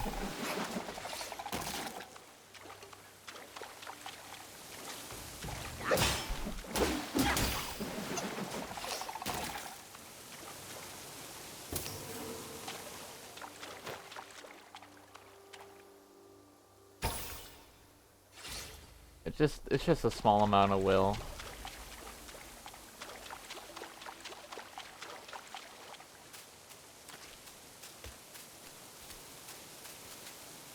It's over here.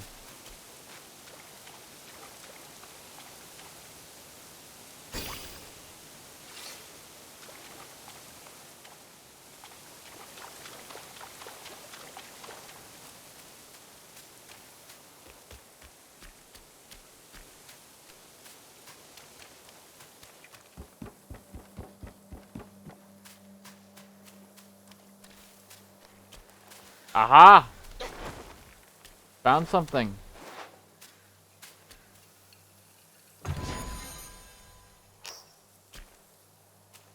Ah, more consumables.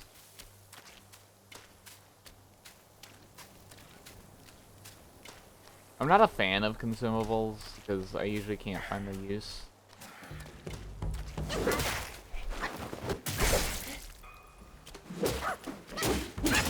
Alright, you. I want the shrine, you know.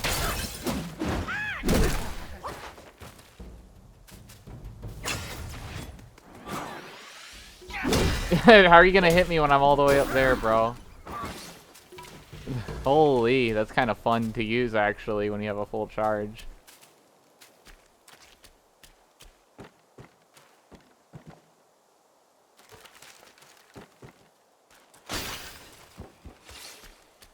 Wait, if you break shit? Yo!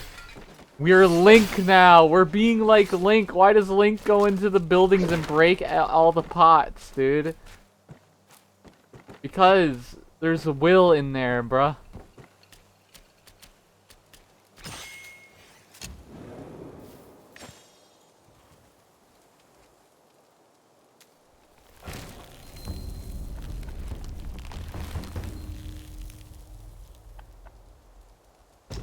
I'll rest. I don't think it'll respawn that crow though.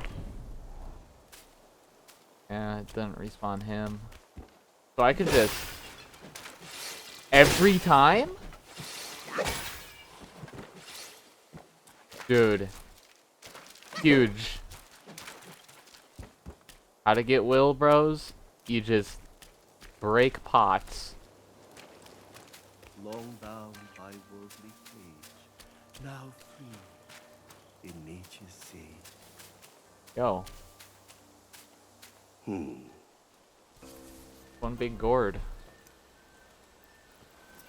Have you seen those nameless souls adrift on your path?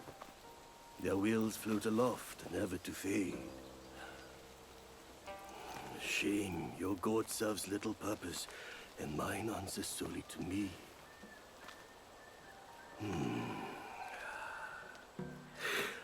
I know a way to guide the souls, mend their paths, and set them free. It will aid you.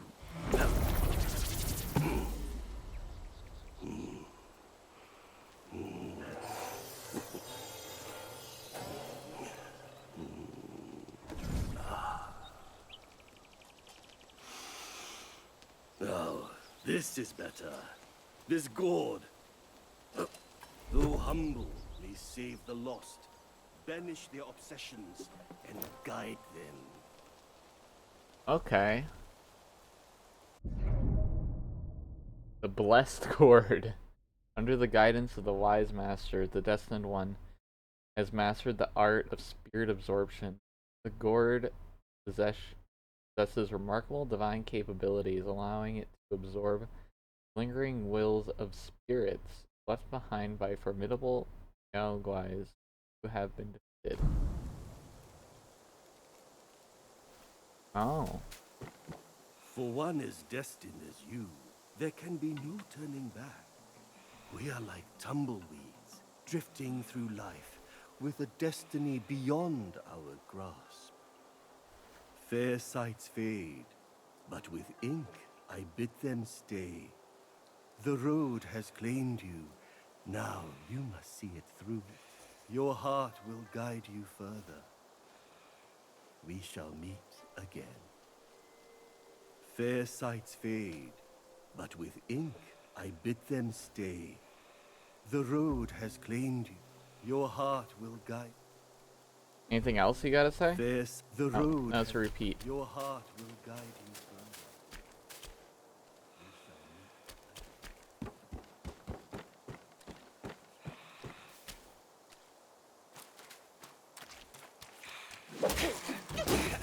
Let's tussle.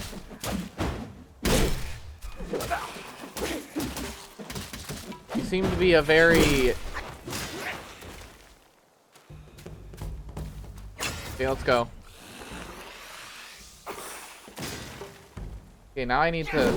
I didn't have a lock on, so I missed. Well, you'll learn, I guess. Whoa! You can jump attack?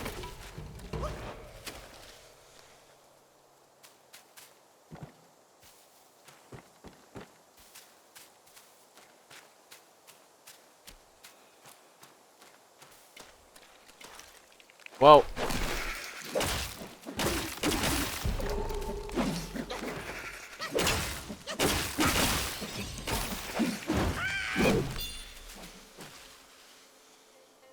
Okay.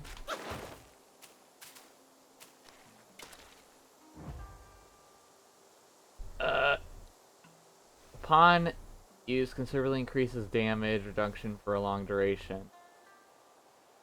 Upon use, instantly removes poison state and significantly increases poison resistance for a short duration. The thing is, if there's water, I could just roll in water and it gets rid of poison. Body cooling powder. Upon use, instantly removes burnt state and significantly increases burn resistance for a short duration. Upon use, considerably increases maximum stamina for a long duration. Okay.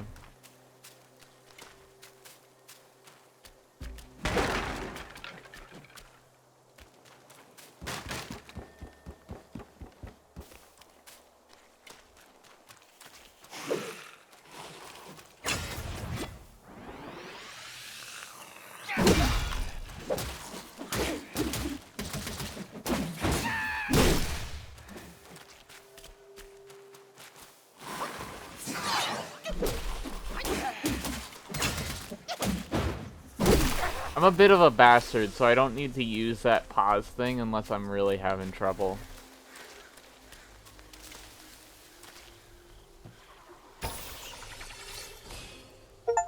Ooh, 540.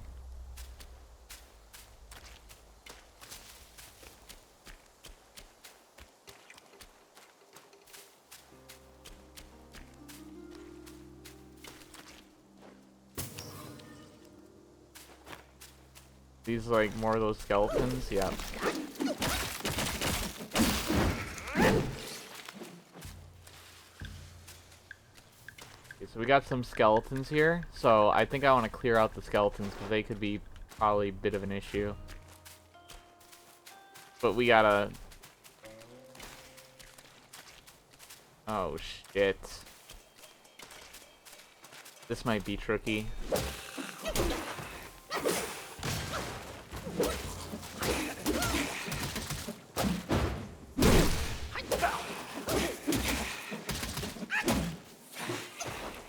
Nope, keep on him.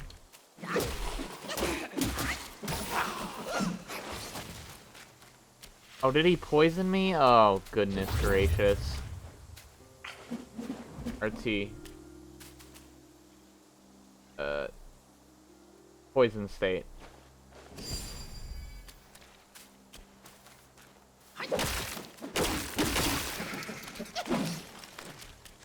We gotta be careful here. We can get like jumped by multiple enemies.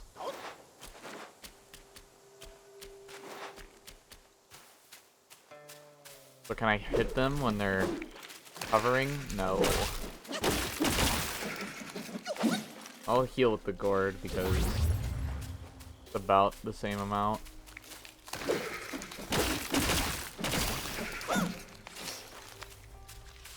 They're giving yarn though, so these guys are pretty good for yarn, huh?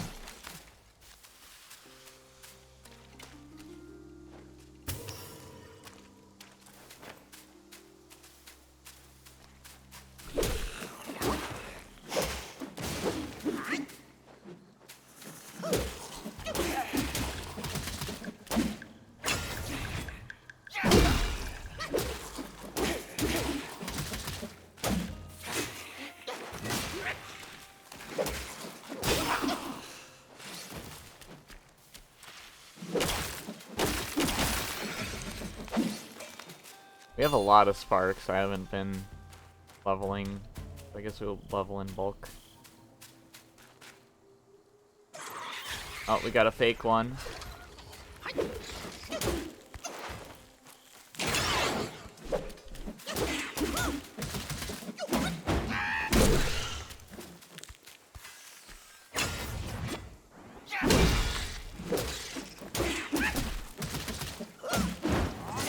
Ow.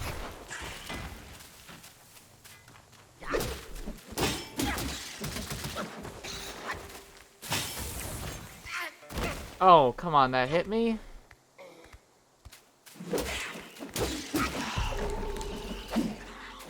Make head mushrooms. Yeah, this game has a lot of text to read, and I'm not reading it right now. It next time I play.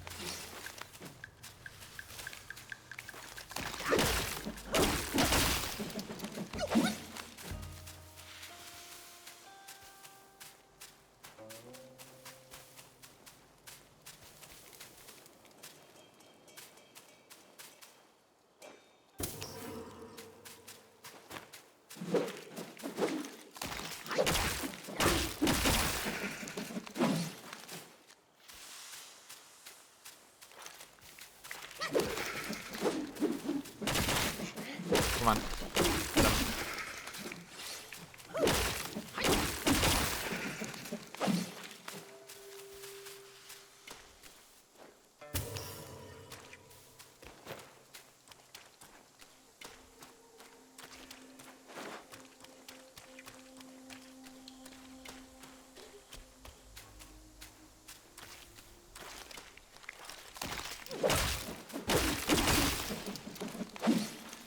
Get him. You're getting a good amount of will each.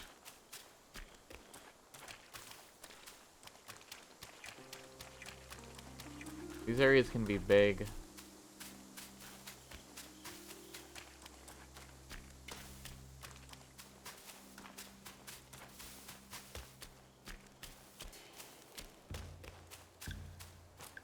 Uh-oh. This humble one's name is Guangmo.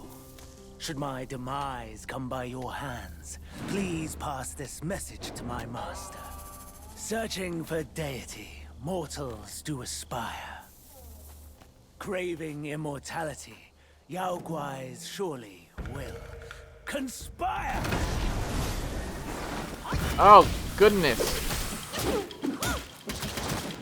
Oh, he poisons. Oh, boy.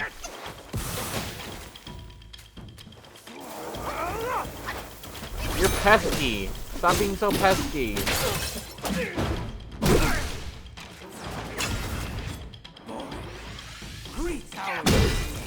Like that.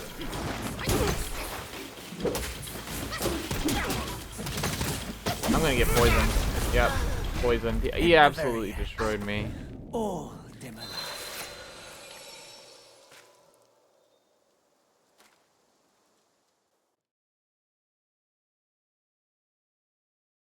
Poison's such an annoying thing, dude.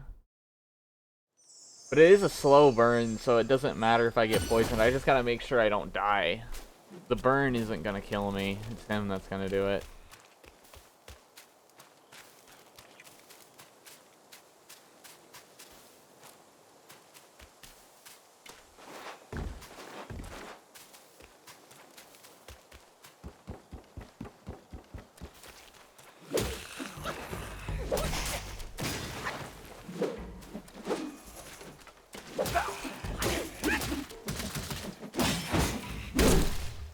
Yeah, these guys might be just worth not fighting. I might just run past. I'm gonna fall off the cliff now.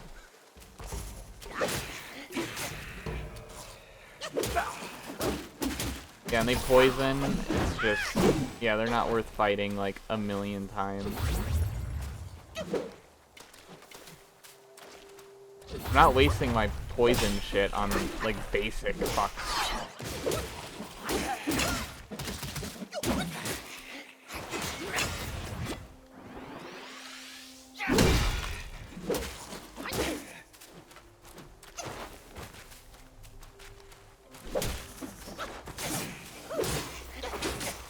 Dude, bro, relax. Now I fell down here, and I'm like dealing with this. It's like, I don't even know where I am. I don't have any like gourds anymore. I don't know how to get back.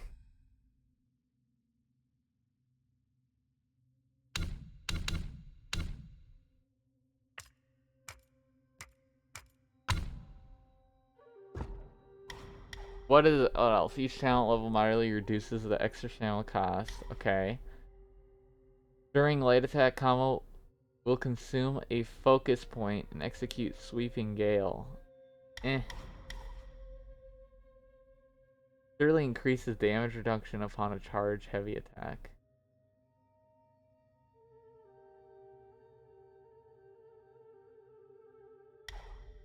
That's for the smash stance.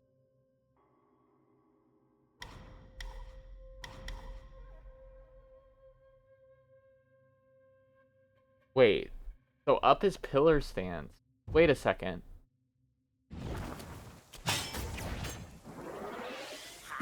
Wait a second. Oh!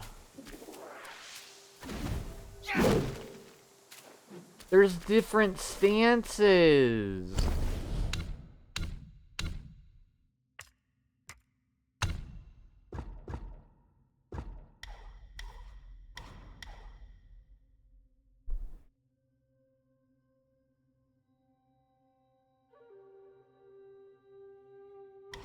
I do like pillar stance though, right now.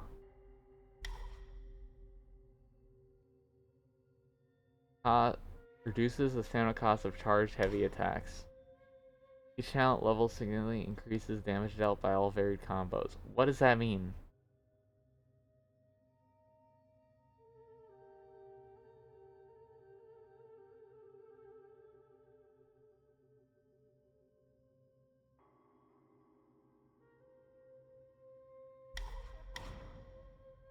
I don't know. Put a point into it.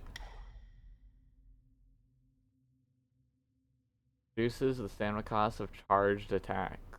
Charged heavy attacks. Why not? Not really crazy about that one. Each talent increases damage reduction. Sure, why not? Not exactly knowing what I'm doing, but I think whatever I use will be fine as long as I play how I want to.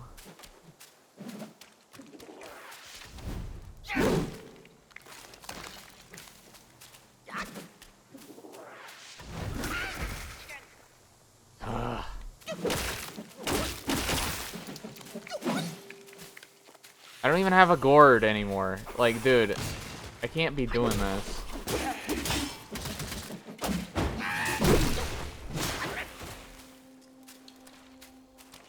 I've been holding it, please. Yeah, that is nasty damage, actually.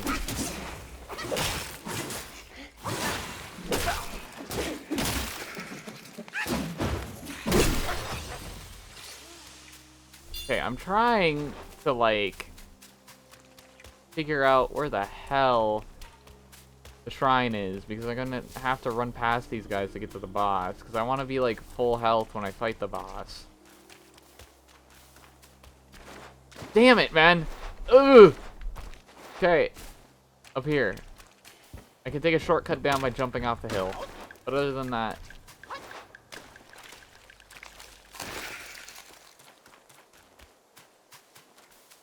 Okay, I'm up here now.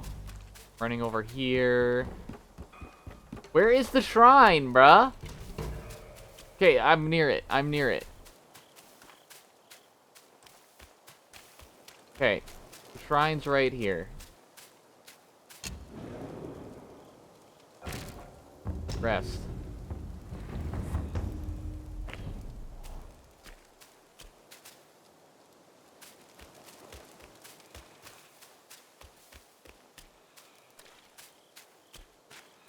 He's got poison, right? And since I don't mind, like, poison burn, putting 1 point into health wouldn't be a bad thing. 1 point. Grants more focus when the second move of light attack hits an enemy. Just put 1 point in.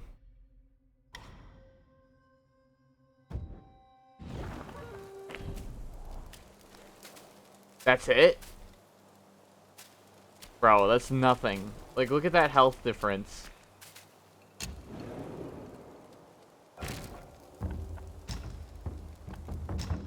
Hold up. Reclaim. I don't even want that to be in there if that's the case. Second move of light. Each talent level moderately reduces the cost of dodging.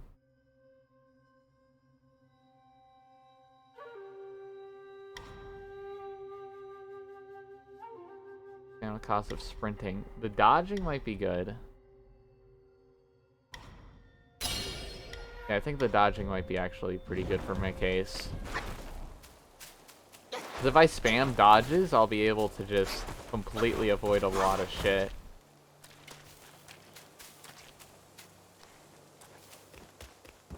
I'm trying to find like a shortcut here. I can jump off this.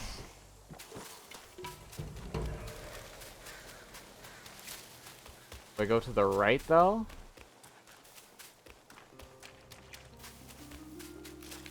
Is it this way? Hard to know with this game. Yes, it's this way. Yo.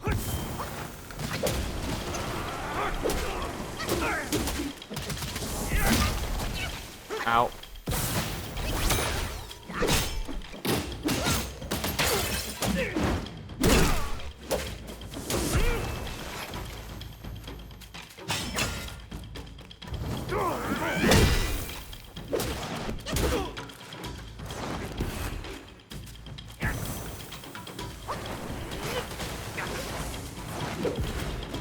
Boys, keep him entertained. No.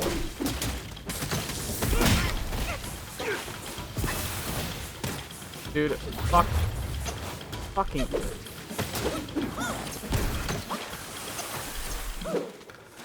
See, this is why I should just ignore it. Like, that's plain out. If I pressure him, he can't deal with it.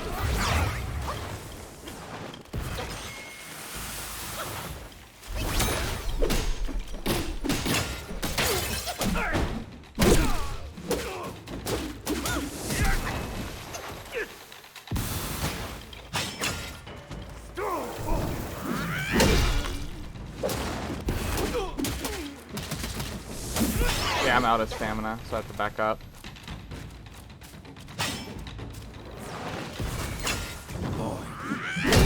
Yep, take that. Your poison doesn't do shit, man. Just possession obsessed. You are just like him. I am just like him, bruh.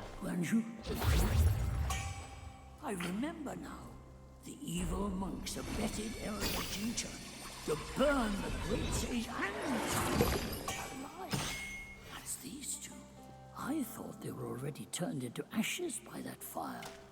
Who would have thought they had turned into Yaoguais? Take that, man. That poison is just a suggestion. I don't care if I'm slowly losing health. If I can pressure the thing and kill it before it kills me, it doesn't matter.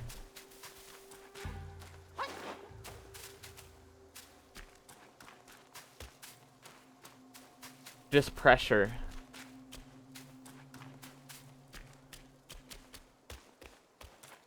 Oh, a bell.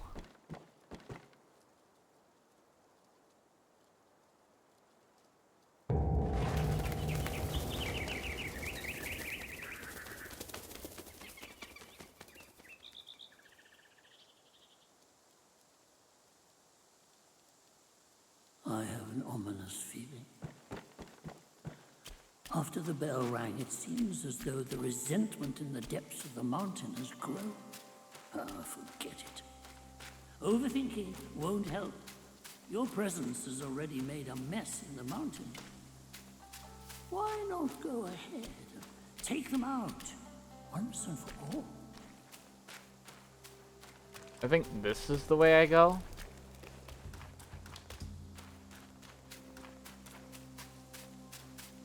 But it is 2 hours in, so I might just read when I get to the shrine and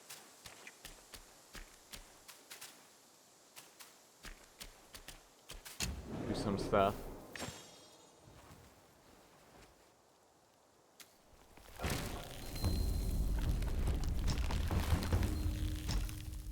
Cultivate. Take the form of Guanmu. Call forth snakes to spit venom upon foes and inflicting poison damage. Snakes will slither away once their venom is depleted.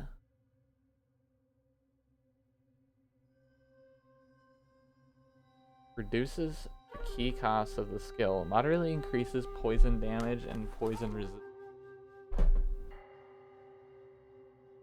Kinda good.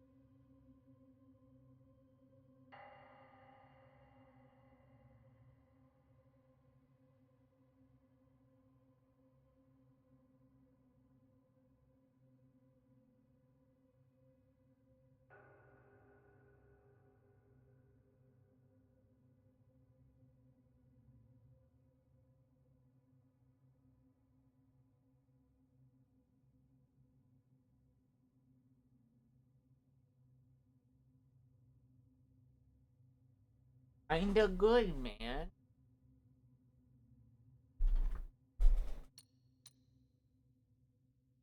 I'm not cultivating it, but... Does that mean I could equip something? Oh, it auto-equipped.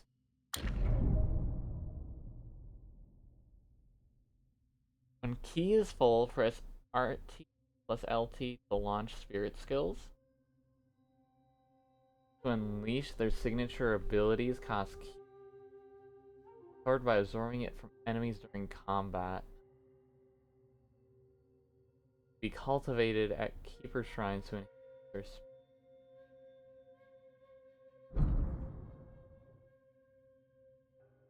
Moderately increases poison damage and poison resistance. Interesting.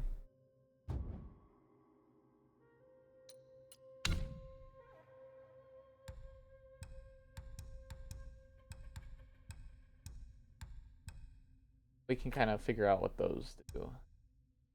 Blood of the Iron Bull. To achieve greatness, one's efforts must surpass the feat of a mosquito drawing blood from an iron bull. To cultivate a stronger spirit, this is what you need. Okay.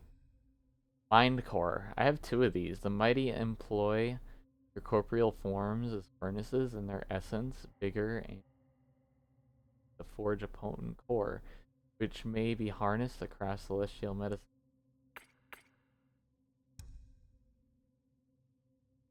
Ardent color, crisp in texture. This fungus can be found throughout the woodlands clusters. This can be used to make medicines. So it seems my character is collecting everything that makes medicinal herbs. Like, we don't have any, like, poison stuff yet. We're just finding a bunch of medicine stuff. Each sip restores 33% of maximum health.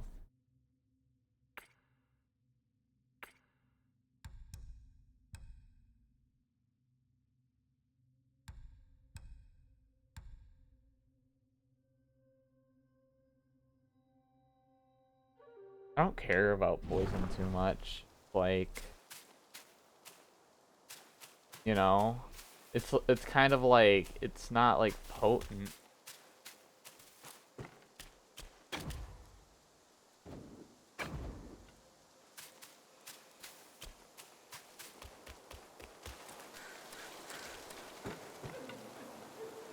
Okay, yeah, I'm gonna read some, and we're gonna call it.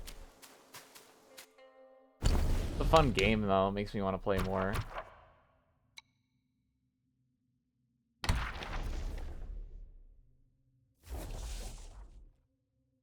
Like, Suzy. His gray fur speaks of fierce might with blood-stained fangs gleam in the night. Paws like soul reapers, tail swings death's song. Feigns Buddhist ways, but his bloodlust stays strong. The Grey Wolf Gwai of the temple was once in exile in the kingdom of Shituo. When Shituo was laid to ruin, the wolves fed, following the Grey Wolf on a long and weary road until they found the shelter under the banner of the Black King. Unlike the old Lingzuzi, who pursued immortality and detachment, the Grey Wolf cared nothing for the ways of the nor for the empty promises of eternal life. Instead, his heart was set on mastering strength and skill. He craft iron claws and fangs until he could strip the very flesh from the bones of his foes. The old Lingzuzi vanished. Black Bear Gwai saw fit to elevate the Grey Wolf to be the new master of the Wolf Gwais, giving him the name Lingzuzi, tasking him with guarding the Guan Temple. The Wolf Gwais, who came with the new Lingzuzi from the kingdom of Shao, also rose in power and surpassed those who had served longer in distribution of spoils and favors. The local wolf guys had little affection for the ways of the new, and after finding themselves thrust aside, bitterness took root in their hearts, and a shared sense of grievance. They found a new unity of purpose. Often they gathered in secret, comforting each other, sharing the old memories when their old masters was in power, quietly plotting against a new one. But Ling Zuzi was prepared under the pretense of a roll call. He gathered the local wolf guys in the temple and gave the signal to his loyal guards to malcontents. The temple erupted into chaos. Ling Zuzi then leaped down from the roof into the crowd, ready to devour all who dared to betray him. Fireblade Wolf, hearing commotion, rushed over and managed to hold Ling Zuzi off and bought the minions time to flee to safety. Black Wind King learned of this. He was ready to unleash punishment upon the rebellious wolf Guais. But the snake Guai meditated and peace was restored. Yet from the day forth, the local wolf Guais refused to tread even within the shadow of the walls of Guanyin Temple.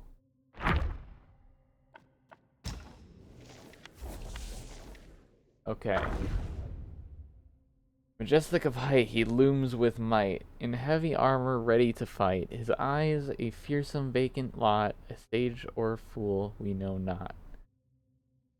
Being the gatekeeper of the mountain was a thankless task indeed. For more than a century, Bolgard stood watch, never once climbing the ranks, yet he voiced no grievances, for his devotion to the king was his sole concern, and the king's pills his only desire. He treasured those pills within a lacquered box of pure wood lined with silk. Each time he partook of them, he performed a ritual and process of cleansing, rinsing, and offering incense to the universe, thanking it for its gifts.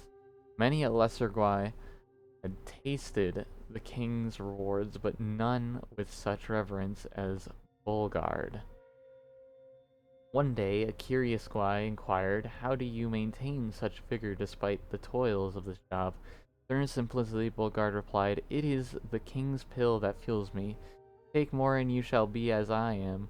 The Gwai confessed, "We've partaken in our share, yet felt nothing. Mayhaps the king's gift to you are finer?" Bolgard was aghast. "The same hand we are served. How could there be a mine in yours?"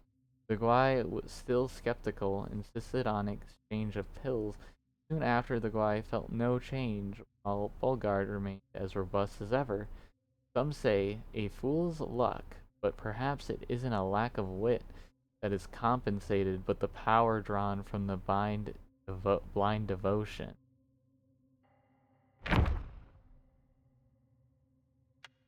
Interesting. Oh boy, we have so much to read.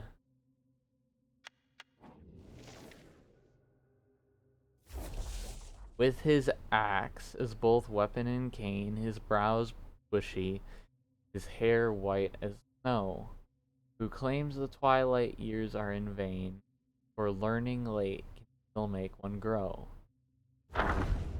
Long ago, the wolf sentinels were the personal guard of old Lingzuzi. They were masters of the long, hafted axe, and their name was spoken in awe among the Yaoguais. The Black Wind King returned from Guianan and rebuilt the garrison in the mountain. He took in many wolf guais who had wandered here from to Ridge. This angered the wolf guais native to Black Wind Mountain. To appease them, the Black Bear Guai pledged to revive old Ling Zuzi. The wolf guais then had no choice but to endure in silence. Yet mere days after the awakening, the old wolf vanished. No one had seen him since. Upon learning of this, the black bear did not look into the matter, but allowed a senior gray wolf from the kingdom of Shindo to take old Lingzu's seat, even his. This roused the local wolf guys to fury and launched protest after protest. To their surprise, the wolf sentinels, at the black bear guys' behest, seized the lesser guys who led the unrest. The new Lingzui flew into a rage at these guys, threatening to devour them whole. They were spared this fate only by the timely arrival of Guanzi, Fireblade Wolf. Thereafter, under the new Lingzui's command, the wolf sentinels led every patrol of lesser guys on the mountain. Never did anyone ever dare rise against again. Alright. Wolf Archer. A master archer, none can compare. Timid when danger fills the air. Never brave when faced with fear. Escape his choice, he stays clear. The Black Wind King hosted a banquet in the temple to celebrate his birthday, and all the young guys attended. During the feast, the king hung a lucky ornament on a tree branch, declaring that anyone who could shoot it would receive a rare fortifying golden pill as a reward. The Yaoguais were eager to try, but the fierce wind hampered all their attempts. Among the guests was an old wolf known for his remarkable archery skills. He was cautious, unassuming, kept to himself in a corner, nursing his drink. A few eager Yaguais asked him to try, and though he declined, they persisted with their testing until he reluctantly agreed. Slowly, the wizened old wolf stood up and moved to the position. Some youngsters laughed at him, deeming him capable, unperturbed. He calmly strung his bow, let loose an arrow, and struck the target dead center, causing a complete crowd. The old wolf received the reward, and admiration followed suit as others toasted him. Among them was a youngster who commented on the love's intoxicated. How generous our king is, he remarked, far better than that Lingzuxi, who was good at making pills but never shared them with his underlings. What a tightwad! The youngster's word cast a shadow across the old wolf's face, and he silently took his leave. He had roamed the mountain with for long before our king's reign, yet you judged his former master in front of him. Loyal as he is, you are in trouble now, warned an elder Guai. However, the young Guai shrugged off his warning. The next day, the old wolf returned the golden pill to the king, citing its value too high to possess by an archer. Hearing the news, the other Yaguais urged the young one to apologize and seek forgiveness, but he remained defiant. In a few days, while venturing outside, the youngster was killed by several arrows, each piercing his heart. Many said that even the golden pill couldn't save the youngster from his fate. Damn. Damn. That's why you don't talk shit. That's why you don't talk shit. You notice that? Like, whenever anybody's playing a competitive game, right when they talk shit is when they lose. Every time. From a humble start to seek revenge's claim, paths may differ, yet burn with the same flame. In bygone days, there lived a youth in the town, the son of a martial arts master. Father's fondness for drink led to a foolish act that landed the old man in jail, leaving only the youth and his mother struggling to survive. As their situation grew dire, the young man took on any work to make ends meet. The villagers praised him for caring for his mother, deeming him a full son. In an unlucky year of crop failure, the mother and son set out to seek refuge with relatives. Along the way, a gang of bandits emerged, eyes fierce, faces scared. They brandished their blades, demanding nothing but gold. The mother and son, destitute, resorted to begging for mercy. The bandits showed no mercy and were intent on killing them. The young man, believing their death was imminent, seized the bandit's knife with a resolute heart. He ended his own mother's life and pledged himself to the bandits. And he joined their ranks. News of the incident spread, and people condemned him as a coward, truly a cursed son. True. True in a way. True. Years passed. One day, the entire gang of bandits was wiped out, leaving no trace. Some said a hero had come to rid the land of evil and uphold justice. Others claimed a Guai had emerged in the mountains, bringing a long-delayed reckoning. Debates raged on, but eventually the topic faded from memory. One day, a man covered in blood stumbled down from the mountains, recounting an encounter with a towering bandit, neither human nor Guai, wielding a massive blade to rob the roads. His face bore an uncanny resemblance to that cursed youth, yet he spoke of freeing humanity from its burdens. Yum. Yum. So, the thing is, he did something, and he did it for survival, right? But he basically, like, destroyed their loved one, which is one of the weakest things that anyone can do. And the reason why, right, is like he decided that if his fate was going to end there, he decided, no, I'm going later. And he decided that instead of, like, taking what the fate given him. But it's technically still not necessarily 100% terrible because he turned into a thing that which hunted bandits. So, yeah, take that as you will. What he did was terrible. But now he is cursed in a sense because now he is having to do a duty that many people won't be willing to do. Very interesting story, very interesting story.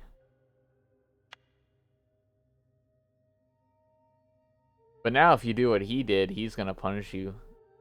Plain out. He's gonna make sure you don't make it anywhere. Okay. A noble fate's vengeful breath binds the bones of snakes in death. Soul mistreated, here to stay, resentful will blown astray. In the village of Shaded Heights, there lived a young man, orphaned, impoverished, constantly mistreated by his fellow villagers. Oh. One day, hunters from the village discovered a strange cave in the town that sent shivers down their spines. Too afraid to enter themselves, villagers pushed the young man to investigate. Lost in the darkness, he stumbled and fell from a cliff, crying out in agony. Leaving the cave harbored a fearsome guy, the villagers abandoned him, fled in terror. Coward! Coward! Push someone in a cave and then they're hurt and you run away. Wow. Sitting at the bottom, the young man wept bitterly. Amid tears, he heard the sound of bones snapping and wrestling. Started, he fell silent.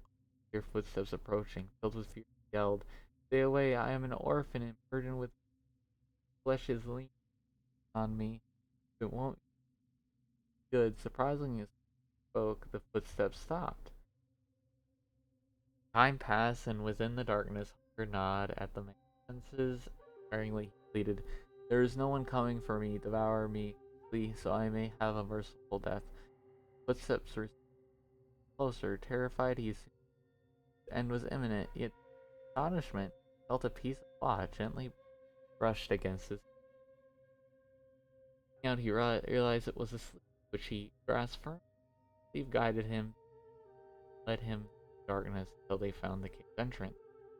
As the daylight bathed them, he finally saw what had been guiding him, the skeletal serpent Gwai.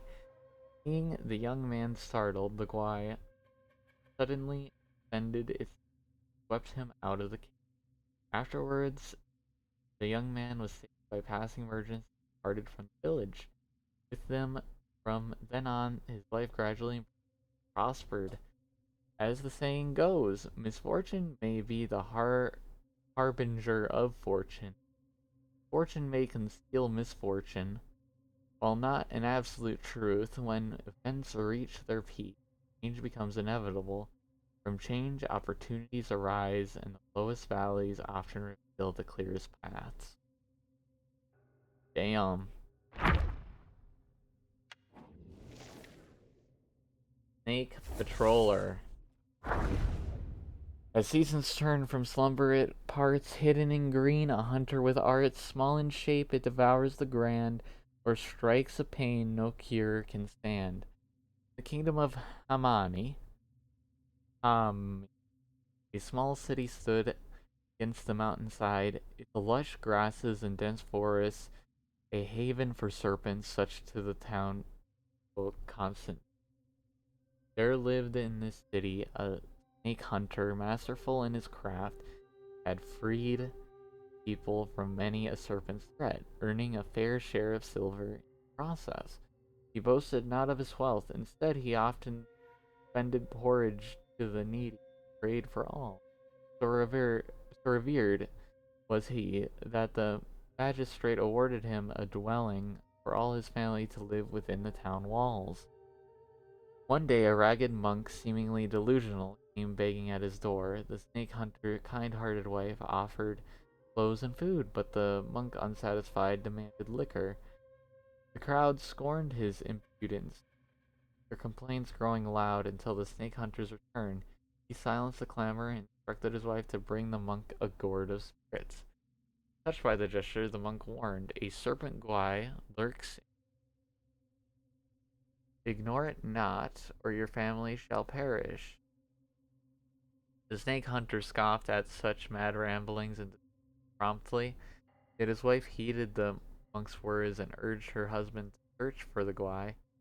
He, however, brushed aside her concern. In her persistence, the wife fetched the mad monk more to banish the evil. Indeed, with raw meat and an iron hook, the monk drew from their home a massive serpent, taller than a man, clearly a creature of power. 4 limbs it sprouts, and venom deadly, declared, "A mere touch is death." With those words he slew the serpent guai for the woman. Strangely, hence, the town remained untouched by further snake scourges, as if by the mad monk's hand. Peace was restored. Damn. That's interesting story.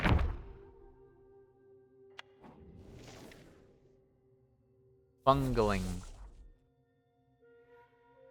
As mountain rains kiss the ground, youthful green is all around. In her virtue's quiet display, even guais in the woods pay. In the highlands bounds there lived a widow and her girl, left to fend against the harsh days alone. The mother sold pain by village. The girl gathered firewood, ground grain, and cooked meals, shouldering her share of the family ability. Ceaseless rains had worn down the woodshed, long neglected without aid. The beams rotted. Okay, the thing is, without a man's, that's a man is. Kinda misspelled that by accident, but that's okay. The beams rotted and the roof caved in. One day, the girl found atop the mushroom vibrant, capped like a bowl, dew dancing on its surface, a spark of life too precious to pluck. She sheltered it with straw, letting it thrive in peace. Laden with tasks, the girl had no time to play with other children. All her secrets and dreams whispered to the mushroom as if it were a dear friend. The toils of life led the widow into illness, urgently needing money for medicine. After discussing it, the widow and her daughter decided to sell their house. A wealthy neighbor who had once been close to the widow's late husband expressed interest in buying the house. However, this neighbor was very stingy and tried to exploit the widow's illness to lower the price. They spread various rumors to scare away other potential buyers, bullying the helpless widow and her daughter. Worried and anxious, the girl often hid in the woodshed to cry. The mushroom witnessed all her grievances. The next day, something strange happened at the neighbor's house. Overnight mushrooms had sprouted all over their property. The neighbors ordered their servants to clear them away. They discovered a large, eerie mushroom, about a foot tall, neither yellow, growing on the beam. When they tried to cut down the mushroom with long-handled sickles, it suddenly rose into the air, opened its cap like a fishing net, floated above them, shook itself, and then fell onto the house, crushing him to death. The air was filled with countless spores the creatures released, knocking everyone to the ground. Afterward, the mushrooms crawled out of the ground, transforming into flies. They helped the widow and her daughters pack their belongings to the village, disappearing in the mountain. Damn. Welcome back. Yeah, we're reading a little bit. That's what I like doing. I just like reading this stuff. If you want to figure out the story, you can always look at either the stream VOD or the recording I'm going to be uploading to YouTube.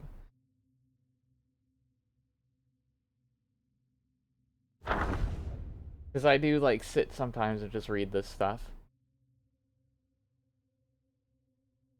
You're more of a gameplay guy, right? Because I know there's some people that don't care about the story, and then there's other people that don't care about the gameplay. I'm kind of doing both.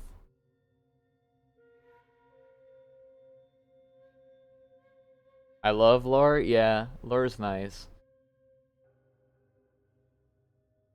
Inherent gifts in these mystical sprouts reside, walking forth from the earth spirits untied. Roots serve as limbs, nourishing body and mind, but where excessive gathering brings hardships unkind.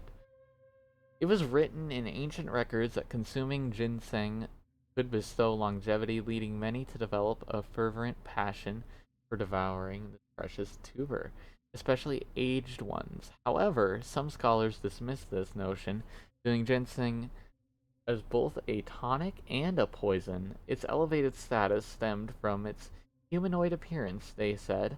Nonetheless, those who made their living by harvesting ginseng always found eager buyers. Deep within the valley, the younglings of ginseng shoots trembled with fear at the unmistakable sound of footsteps. It was the dreaded rhythm of the ginseng harvesters, mountain shoes crushing the thick layers of decaying leaves and rocky earth, and with every eerie resonance, the siblings of the ginseng plants vanished, disappearing one by one. Only the tiniest survivors managed to evade this grim fate, their diminutive size providing a fleeting reprieve. Yet even they bore the mark of fate, a crimson thread marking them and restraining them, who knew when the harvesters would return to dig them up once they grew into their full potential. Time raced by swift and unyielding, and on that day the familiar footsteps resurfaced. With the years that had passed, it was likely the offspring of harvesters who were generations younger than those who came before. Then a quickened pace, a sense of anticipation. The crimson threads had surely been spotted, but oh, what ill fortune! As the ginseng harvester reached for the thread, it led him to a grim sight, the entwined remains of a skeleton. A curse gathered on top of his tongue, but before he could spit it out, the ground beneath him rumbled with the sound of scattered dirt. He turned his head. The shifting soil unleashed a monstrous creature, devouring and menacing. Fear gripped the harvester, urging him to flee. Frantic screams piercing the air, shouting of a man devouring guys. Yeah, nice profile picture. Yeah, just used my feast because I saw like I don't think it matters what I use. I just want to use that because it's there anyways and people crash into it, so it's fine. It's fine.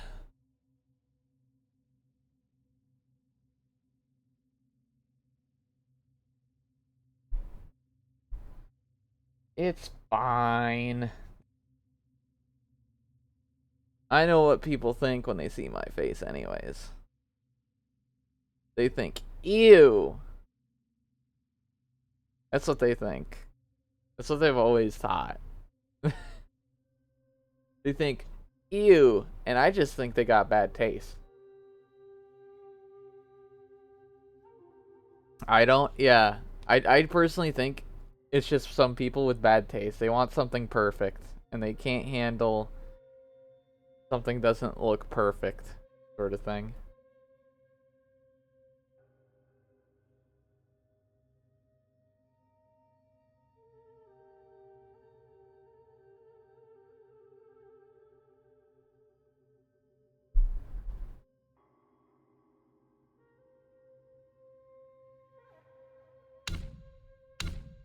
Uh, yeah, I read it. It's all red.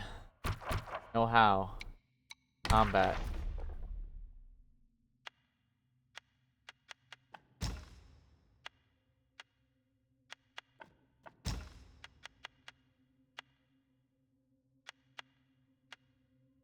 Focus. Focus points are okay. Those are charging a perfect dodge and can be spent all at once with a heavy attack, dealing more damage at the expense of more focus. So yeah.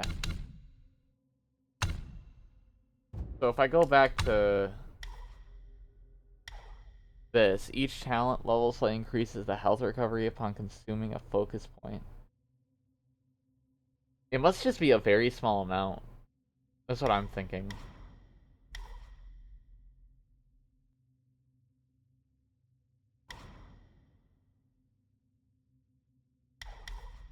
Like, I've looked at my face all my life, you know? And I think it's not that bad.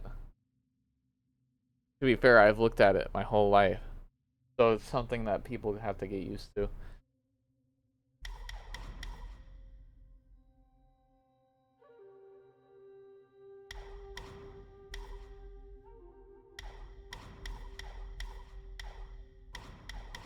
This increases the focus. Yep. Yeah, this game is a lot of fun. I just have to, like, you know, stop playing now. Because I'm over my allotted 2 hours. It's really fun, but I want to do some stuff today. I kind of got up a little bit late. What this? Elugia fragrant. Fine. Yeah, have a good day, have a good day. I'll upload the session onto YouTube as I usually do. And yeah, nobody new came in. What a shame. What a shame. But you know, another W. I think it was a good stream. I think it was a good stream, and that's what matters at the end of the day. Boom, boom, boom.